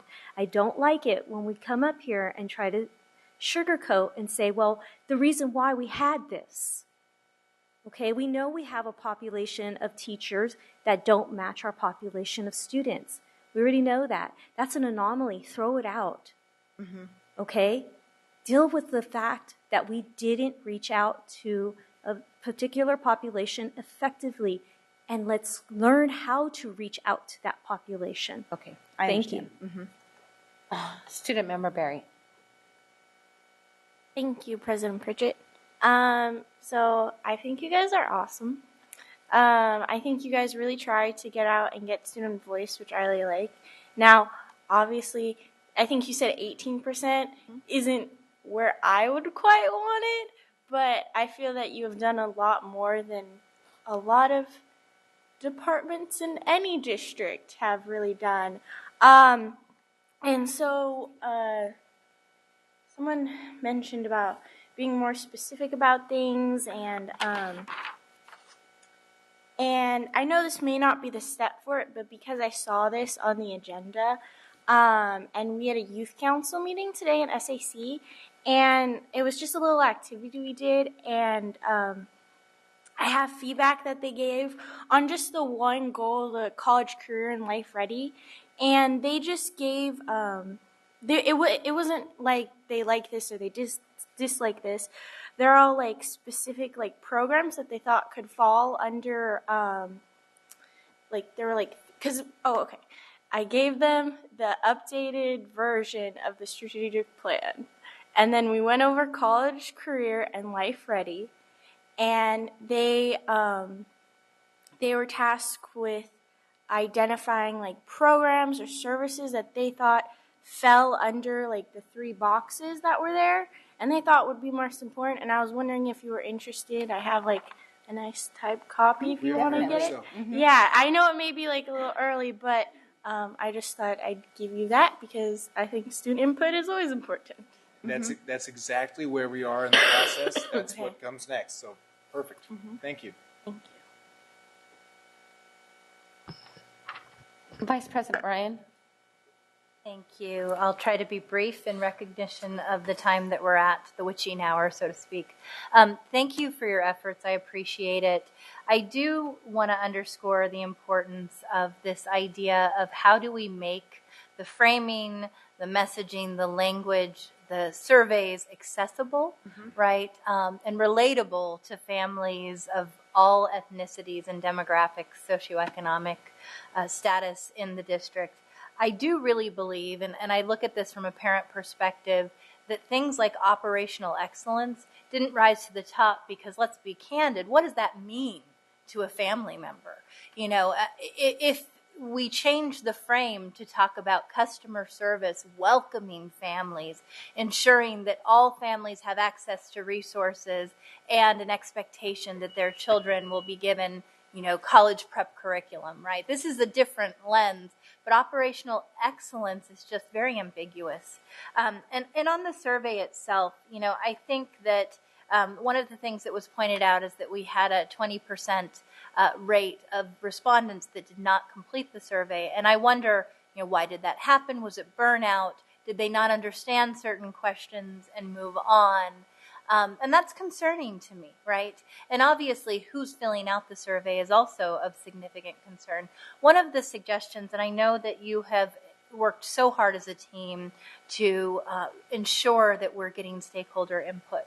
But one of the suggestions that I have to you moving forward is very much in line with our parent advocates like Angie Sutherland, which is, you know, could we have a small focus group that does a field test of some of these important surveys, particularly when it's a survey that's going to determine the vision of the district for the next several years?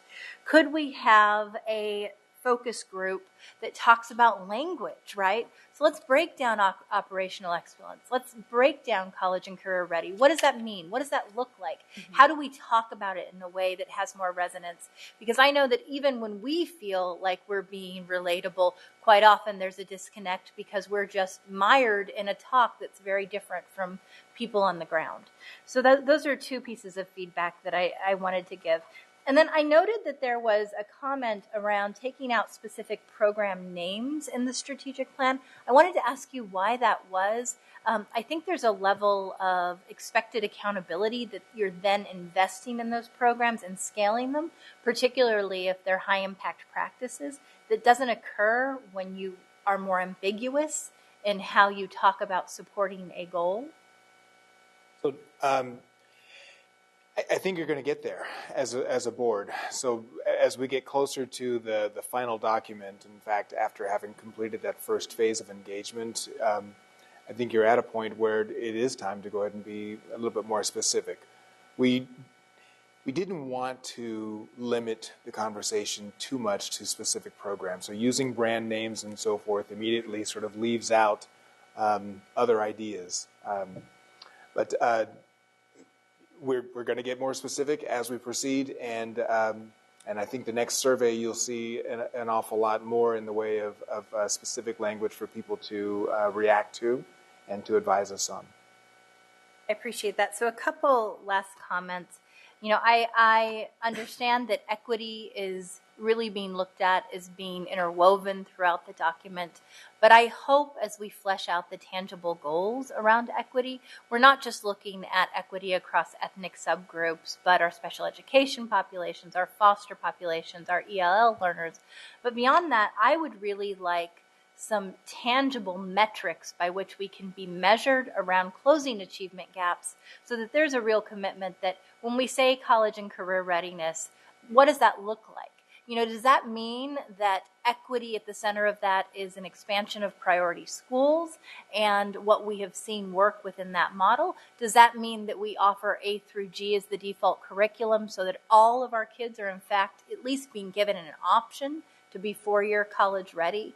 Really breaking into those details that allow us to have teeth to the vision that we're putting forward. And then finally, just on the parent engagement and empowerment piece, once again, this is an area where I think we have an office that is doing really well and is on the ground and, should be our best allies in fleshing out those goals. But unless those goals resonate with our families, then once again, they're meaningless. And so I hope, this idea of going back to them and saying, what are we doing right now that works? What needs to happen so that we're being culturally responsive? And how do we incorporate your feedback into this final draft so that you're helping to achieve some of these goals that we're putting before you? So those were all my comments. Thank you so much. I appreciate your efforts. Thank you. Great. So, I just kind of echo my board colleagues' comments. I'm not going to really repeat anything. It's too late for that one, and I'm running out of time. So. Thank you for your work on this, and I think the superintendent I just look forward to what's to come out of it. I did have a really quick question. Is the survey still open? Are we still taking responses up to date? It's completely closed. On that survey, yes, but there's going to be a second process in this next phase. So we'll be back out there again. Okay, so when that new survey comes out, can you send out a board communication to the entire board and really engage us into engaging our community? Because before it goes out to the community, well, I would like to engage my community. I saw the breakdown by trustee area in here. I was very disappointed to see that, I had a low amount in my area, and I know that my area is usually pretty good about answering stuff like that. So I was kind of surprised. And so if you can send that out so I can help engage the community. I know it was on the website. I just don't know if it was, advertised enough to really get people going. Because I know in the past we put it on the website, then we send out connect eds, and then we've sent out letters in the mail or in the backpacks, and then we've done all kinds of things. And I don't know the whole extent of why my numbers were low, but I would really like to help in that area. So absolutely, thank you. The superintendent had something to say. I just wanted to acknowledge the work that Al and Kathy and others. It's really a collaborative effort, and it is a process. And so I think a lot of the things that were brought up, I know a lot of the things that were brought up by board members were similar to discussions we had in cabinet around language, goals, equity. Do you call it out? Is it inferred? So we still have a ways to go. And I think for us, it's going to be determining what the goals are. Then we can determine what the sub-goals are. What's going to be in there to support that? Another part of that process down the road is, what are the metrics? What are we going to use to measure these goals by? Because we want to hold ourselves accountable to our community, to our parents, to our community, to everyone. But it is a process. And, I know you heard me say this before. It's a marathon, not a sprint. This is definitely one of those ones that it is a marathon. And we appreciate the feedback here. We continue to retool, and we're going to arrive at something that has to strike a balance between, we have to have goals that resonate with the greater community, but then at the same time, we also had a discussion. So what does it mean for parents, right? When we talk about operational excellence, you're absolutely right. They're going to look at that and go, well, what does that mean?